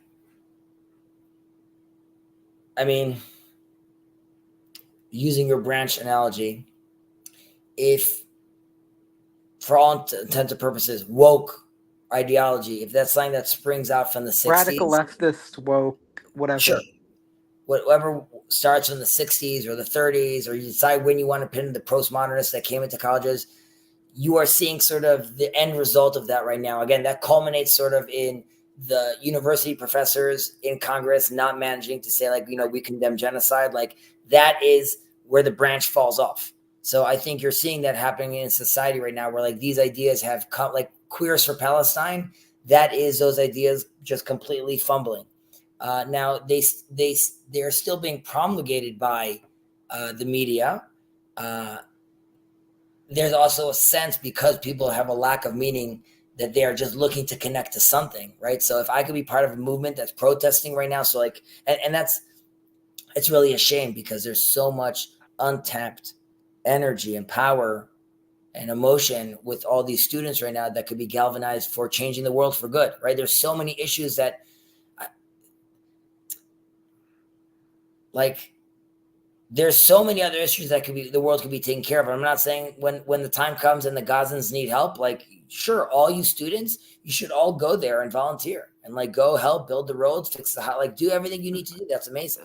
But the insanity precedes the Palestinian issue as well. Gender, on capitalism, on so many other issues as well. It's not like right, but those, what's the common goal is there, the gender, bring down capitalism. That's all being a part of something that you feel like is now against something else, and they don't know where the river and the sea is, or they're not exactly sure when the time of abortion is, and not exactly sure what the gender is, but it's part of a group, and you feel connected, and you feel loved, and you feel seen, and that's enough for a lot of people. And see, it strikes me that the example that you just pointed out is a particularly toxic branch that ends quickly. Which one? That's a post-sexual revolution. Like Foucault, Derrida kind of thing. It ends without kids. Yeah. That one burns out real fast. But there's some that last much longer, right? On these much longer lifespans, and I think that I suspect that the English like post Enlightenment, hyper individuality, Yeah, sure. and I mean this. I think that it's like a nomos under Lady Liberty. I think that statue is exactly the God being worshipped, right? And that one takes longer to die. There is goodness there, but it obviously there's it's still a path that ends, and um, and that particular one is it doesn't burn out as quick. It's particularly infectious, but it's not as immediate, right? And so it has permeated almost the entire globe, right? And the language that we're using even now, right? And so you watch like Pastor Paul really dance around that in terms of what words he's using, what that means. Are you talking about Paul Vanderklay? Yes, Yeah. yes, yeah. I mean, Michael, that's very true, and you see that already in the very hubris comment of I think, therefore I am, right? Koniko ergo sum. And it starts with I, right? And in Judaism, that's not what we say when we wake up. The first moment of consciousness is, in Hebrew, modeh ani, which means thankful am I. And the answer is, first, I see myself and I recognize my position and how lowly and how small I am. And the opportunity I have to even talk to God is very not much me. Yeah, yeah. And this also relates to, I mean, the whole story of Genesis is just a constant retelling of the same story of miscommunication. Adam doesn't understand Eve. Then the two brothers have an issue. Then the next two brothers have an issue. Then the other brother. The story only starts in Exodus because we first have to make sure that communication and unity is even possible, and we need the whole story. Of Genesis to take us all the way till Joseph and his brothers at the end. And the Bible stresses this by saying, Joseph says, like, I love you, it's all good, everyone's hugging. Then Jacob's going to die, and the brothers say, we know he's been all lovey-dovey, but once dad dies, he might hate us again.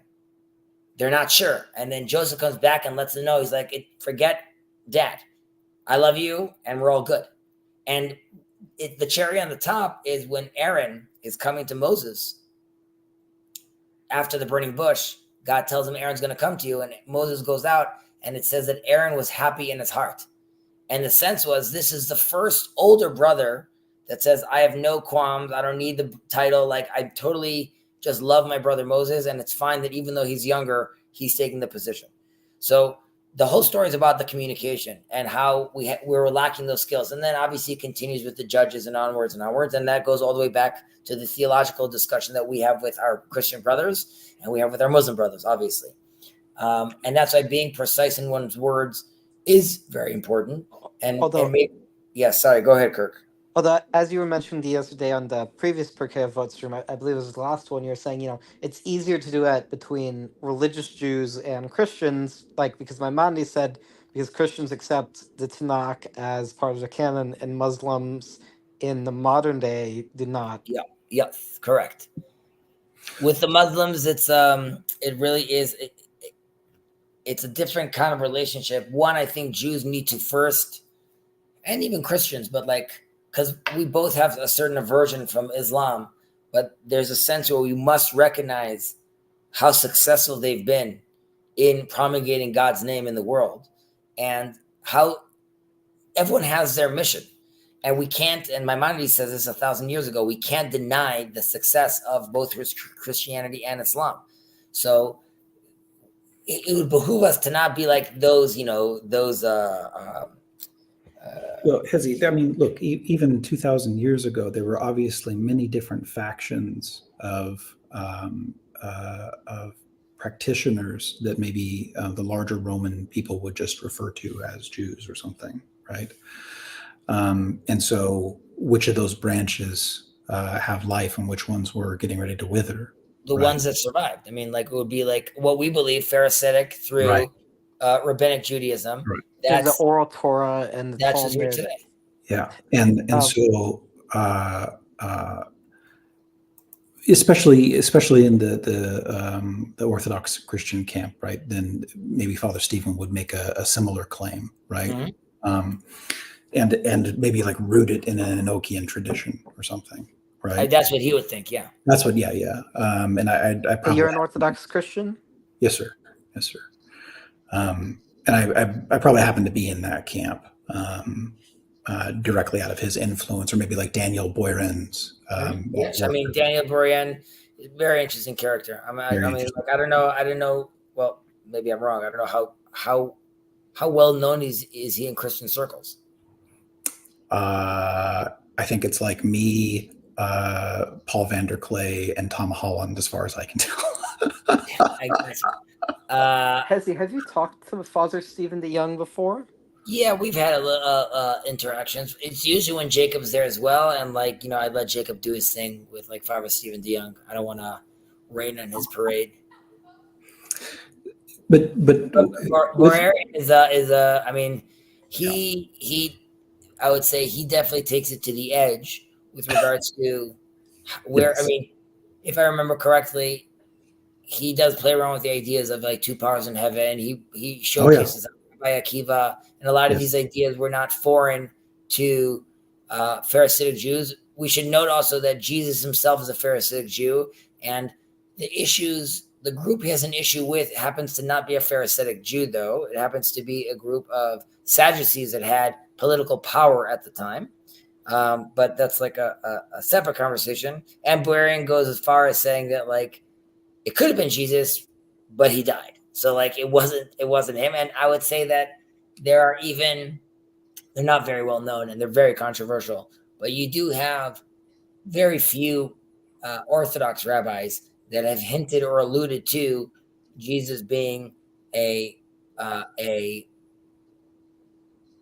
in having the potential of being a Messiah, son of Joseph. However, whatever happens. It fails. It doesn't work for different reasons that they don't blame on him, that they blame around. They did and there's different answers that they give, but like you could see. This is why I'd almost rather talk about Enoch, because I think that there's too much. The conversation's too muddied to even Enoch? be there. Yeah, no, the conversation is too muddied with Jesus, and I think that an easier place to talk around is probably the Enochian tradition, right? But there too, like you have almost nothing written about him in the Bible. Very spooky few lines. There's the Dead Sea Scrolls, but those are not considered canonical even by Christians. Well, I mean, you have right. Depends on who it is. Right. That's a whole story that we see that Enoch. We as far as Judaism is concerned.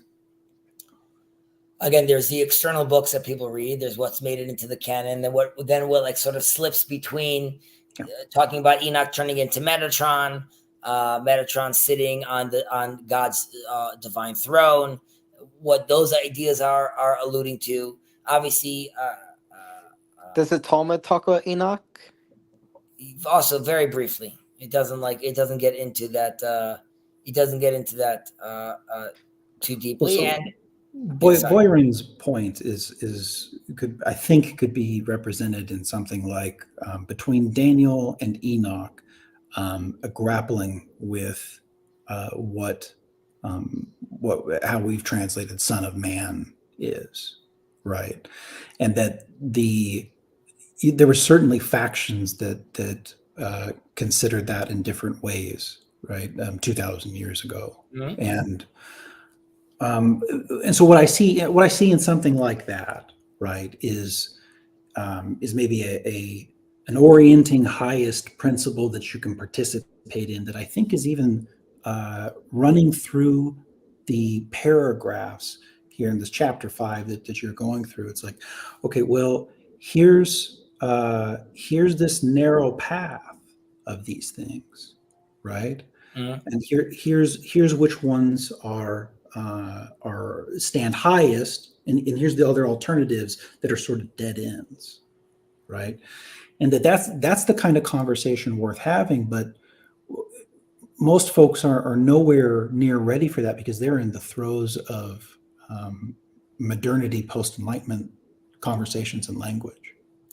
I'll mention something, and I need to end on this note. That Gilad, interestingly enough, and I And mentioned, he's on the left.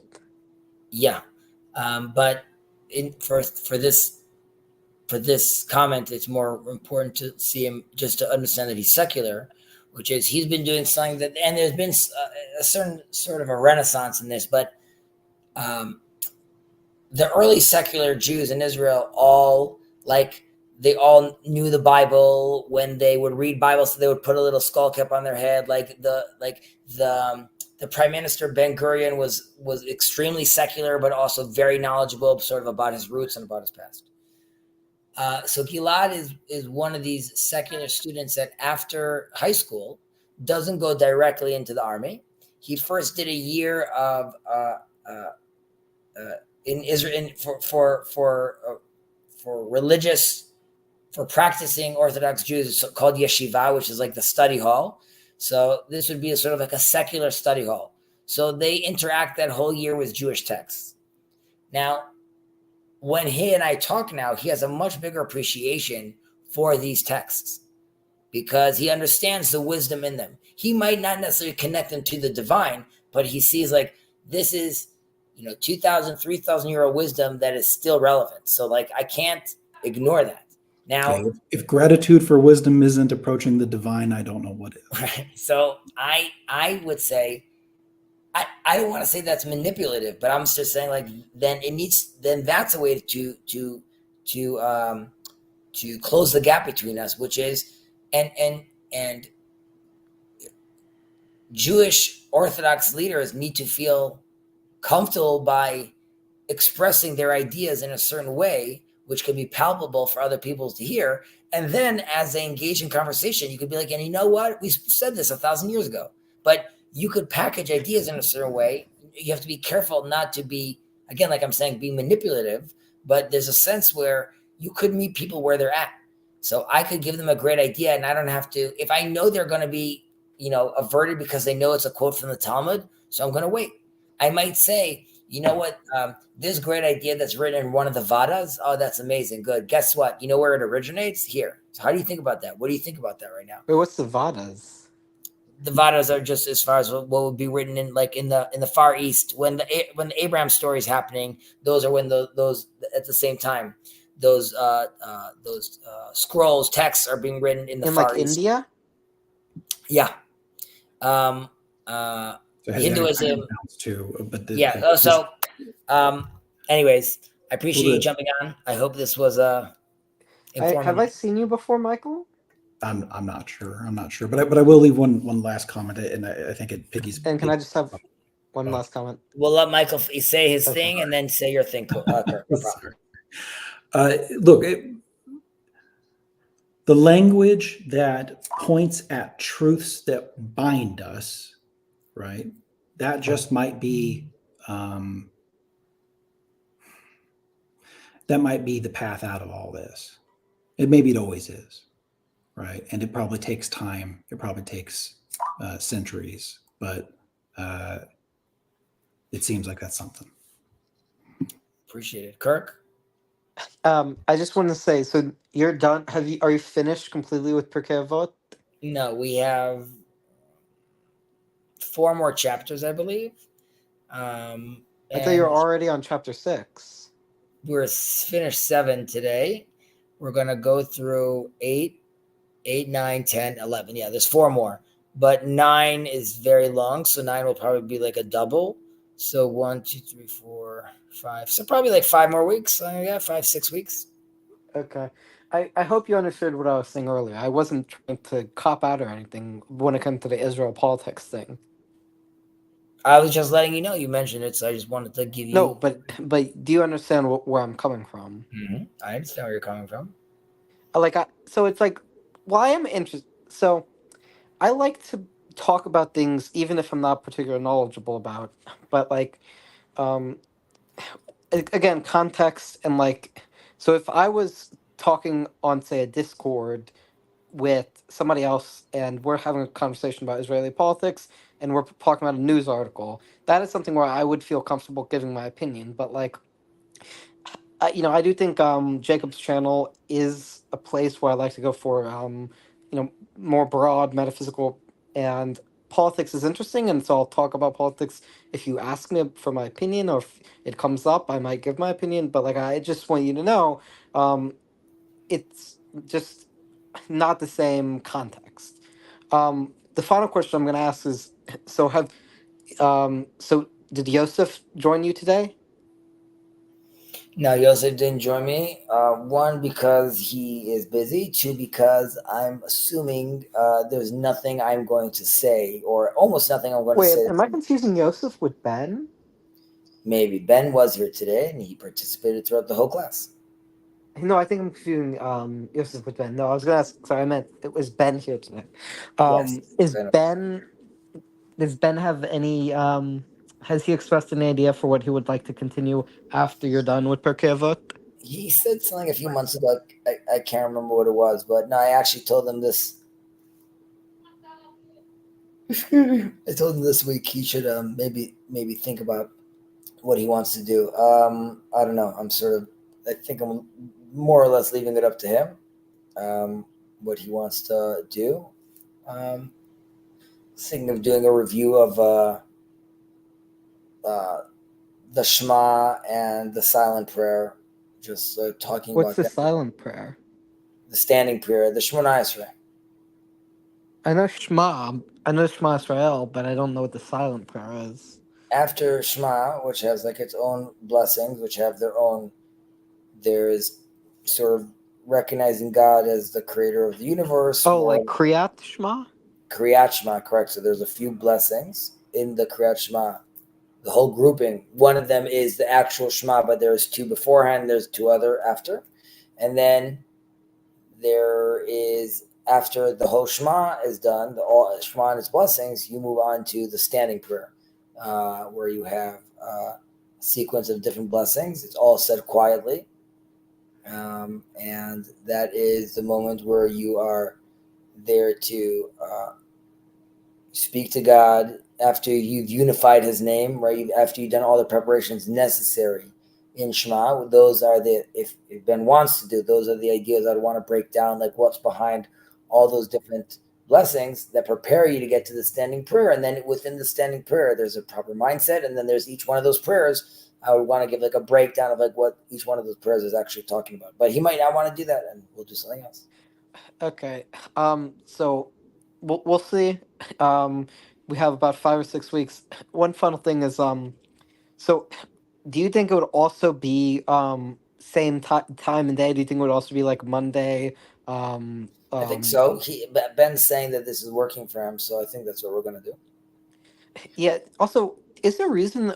And maybe it's just my experience, but I've noticed almost everyone in TLC, almost everyone I've experienced in Jacob's Little Corner is male.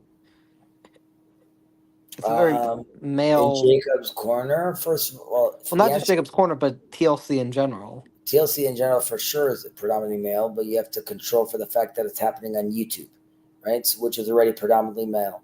Then you're talking about the fact that I'm not saying it's a bad thing or anything. it's not a bad thing at all. I'm It's just not a bad thing. explaining. I'm just I'm just curious. explaining the phenomena, which is I don't know if it's not a bad thing. It's not necessarily bad. And then you have to talk about how many women are interested in talking about these kind of conversations. Okay. Then how many out of those women that do like talking about these conversations, how many of them are comfortable being on screen? You have to realize that men and women view screen time and seeing themselves seen very differently. And then the ones that do feel comfortable being seen, how comfortable they, sort of, then you have to deal with the dynamics of, and not everyone's, let's say, like Jacob, but like someone that's a little less agreeable. Many women don't want to, they don't want to participate with that. That being said, there are women. There are women, definitely. Yes, so I would say, and there's different versions of how these women manifest. You could either have older women like Karen Wong or Sherry, which are already coming with a lot more life experience, wisdom. Or who's that woman in the glasses? I forgot her name. That's Sandy. Sandy is Sandy. also older. You know, these are people that have been through life and are not necessarily deterred by what a 25-year-old is going to say about God or be combative, right? They've seen enough to not worry about that. You also have a fact, which is, well, I don't want to go down that line, but there's more, and there's a question of how we make it, potentially make it more accessible to them if they want to join. You would have to realize that, again, and we see this manifest also in the workforce, but women on average are less assertive. And if you're going to be less More assertive, agreeable. right, but if you're going to do that in a space where you're trying to find a moment to talk on screen, right, so it's not necessarily the space for you to start arguing with Luke if you're an agreeable person. Again, on average. That does mean that we need to create spaces that it's sometimes, and I think TLC is already a space, I guess, which is more open and flexible and accepting, not as intimidating, does allow for more room for exploration and articulation.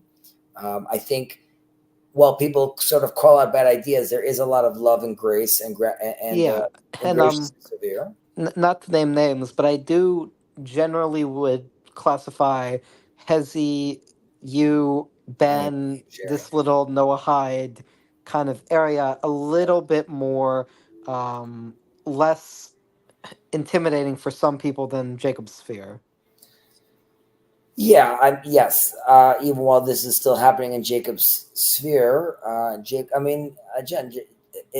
don't think it could be that some women need an experience like that.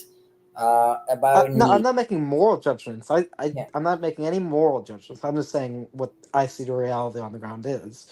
I think there's also topics that could be discussed, and Cassidy was talking about this, like children rearing, relationships. These are things that can be more interesting and are very, very rich, and there's much to discuss of there, and it would do the TLC good to discuss these things regardless. But they could be potentially more interesting to women. But again, these things also develop naturally, and we'll see how these things develop. Yeah, well, I think what you're saying makes sense. It's just, do you think women are just generally speaking less interested in philosophical, political, or theological conversations? On average, yes. That doesn't mean that the way what you and I could express verbally over a 3-hour. I'll take an example. In the Bible, we have when Hannah goes to pray, she goes in. Hannah is the mother of Samson. No, Hannah is mother of Shaul and Saul, and she goes to Eli, and he's running the tabernacle at the time, and she wants to go pray, and it says that she prayed. Her lips moved, but it was silent, but no voice came out. And Eli thinks she's drunk, right? So he calls her out because he's like, "Why are you praying this way?" And she sort of calls him out, like, I'm praying right now. And from there we learn, and what we practice now is on the silent prayer, you don't say it out loud, you say it quietly. But in the sense was Eli, who's a high priest, right? You could think, doesn't he know all the sequences of prayer? Isn't he like he knows all the stuff? However, in just that moment, Hannah manages to completely, not only does he not understand what she's doing is preferable, and that reaches God, right? So I would say that there are women over here that might not be interested in talking about all this thinky-talky, but they embody and intuit a lot of these things that we could only talk about. Well, another example in the Bible would be Abigail speaking to David. Yeah, Abigail speaking to David. What about it? I was just saying that may be also a good example you could use of woman who like respecting their voices and intuitions and Well, and then really on this note, I'll end. It's something to think about. All the prophecies that that the male prophets have told us over the centuries were always sort of abstract and very confusing for the Israelites who don't usually heed their call. Excuse me. There were 7 female prophetess, and they were. Esther. The only ones I know are Esther and Deborah that come to There's mind. Huldah. There's Huldah. There's Miriam, Moses' sister. There's more, but trust me on it when I say there's 7. No, I believe you. I'm just saying that's the only one that came to mind. But their prophecies were a lot more straightforward, a lot less abstract, and also people seem to understand them and heed their words as well. And there's a sense maybe Israel's leadership or the world leadership, maybe we need to try a little female leadership, potentially less thinky talky and more intuitive doing will be more successful. I mean, But I on don't that think that's note, the case, but we'll see. So, I think I'll join the. I think I'll go to a Hebrew Bible stream and maybe. Are you gonna do a Noahide class tomorrow? no, I'm taking like a little step back from TLC. Not by take a step back, just by that I mean I need to I'm moving and summer's coming and a Or lot where of are you moving? well, I'm moving out of this house. I'm moving to the Ella Valley where David fought Is Goliath. that in Jerusalem? No, it's outside Jerusalem. But you're And currently in Jerusalem. I'm currently in Jerusalem, and so there's just a lot of things going on. And while I love excuse me, the TLC, it does require it's not a bad thing, but it requires attention. And right now, I need to prioritize a little. So I'm still going to do the classes with Ben. You're still gonna do classes with Ben? Yeah, but since we didn't start the prayer book yet in the Noahide group, I guess after this small little break, we'll come back and I'll continue with the Noahide group, the prayer book, and then I have like different conversations set up with different people in TLC, which I just postponed all those right now for the next like month. But I shall return. Okay. We'll see you next Monday. Yeah, please God. Take care, buddy. Okay.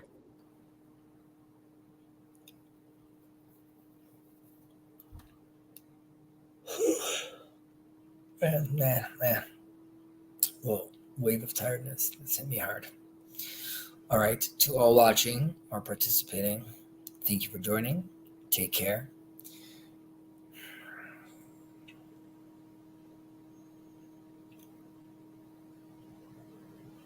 Thanks, Michael. I hope the goes well. Sherry, we will miss you as well. I'm sure you'll see me pop up, or maybe I'll still comment on the lurking stuff. Dawn, good night.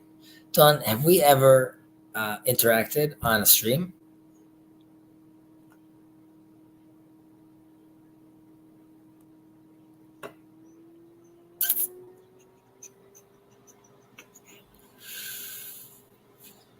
Isaac, good night. Isaac. How do you pronounce that with the A on top? Isaac. No, Dawn, I just watched. All right. If you ever feel like you want to talk, feel free to reach out. Ups, catch you on the flip. You know, not that I'm counting and not that I'm looking, I'm just saying this group has been growing a little, which is nice. And nice in a sense where I hope you guys could cultivate your own mini hive mind on these topics. The ethics of our fathers topics, my political thoughts. I'm sure there's people that are much wiser than I. All right.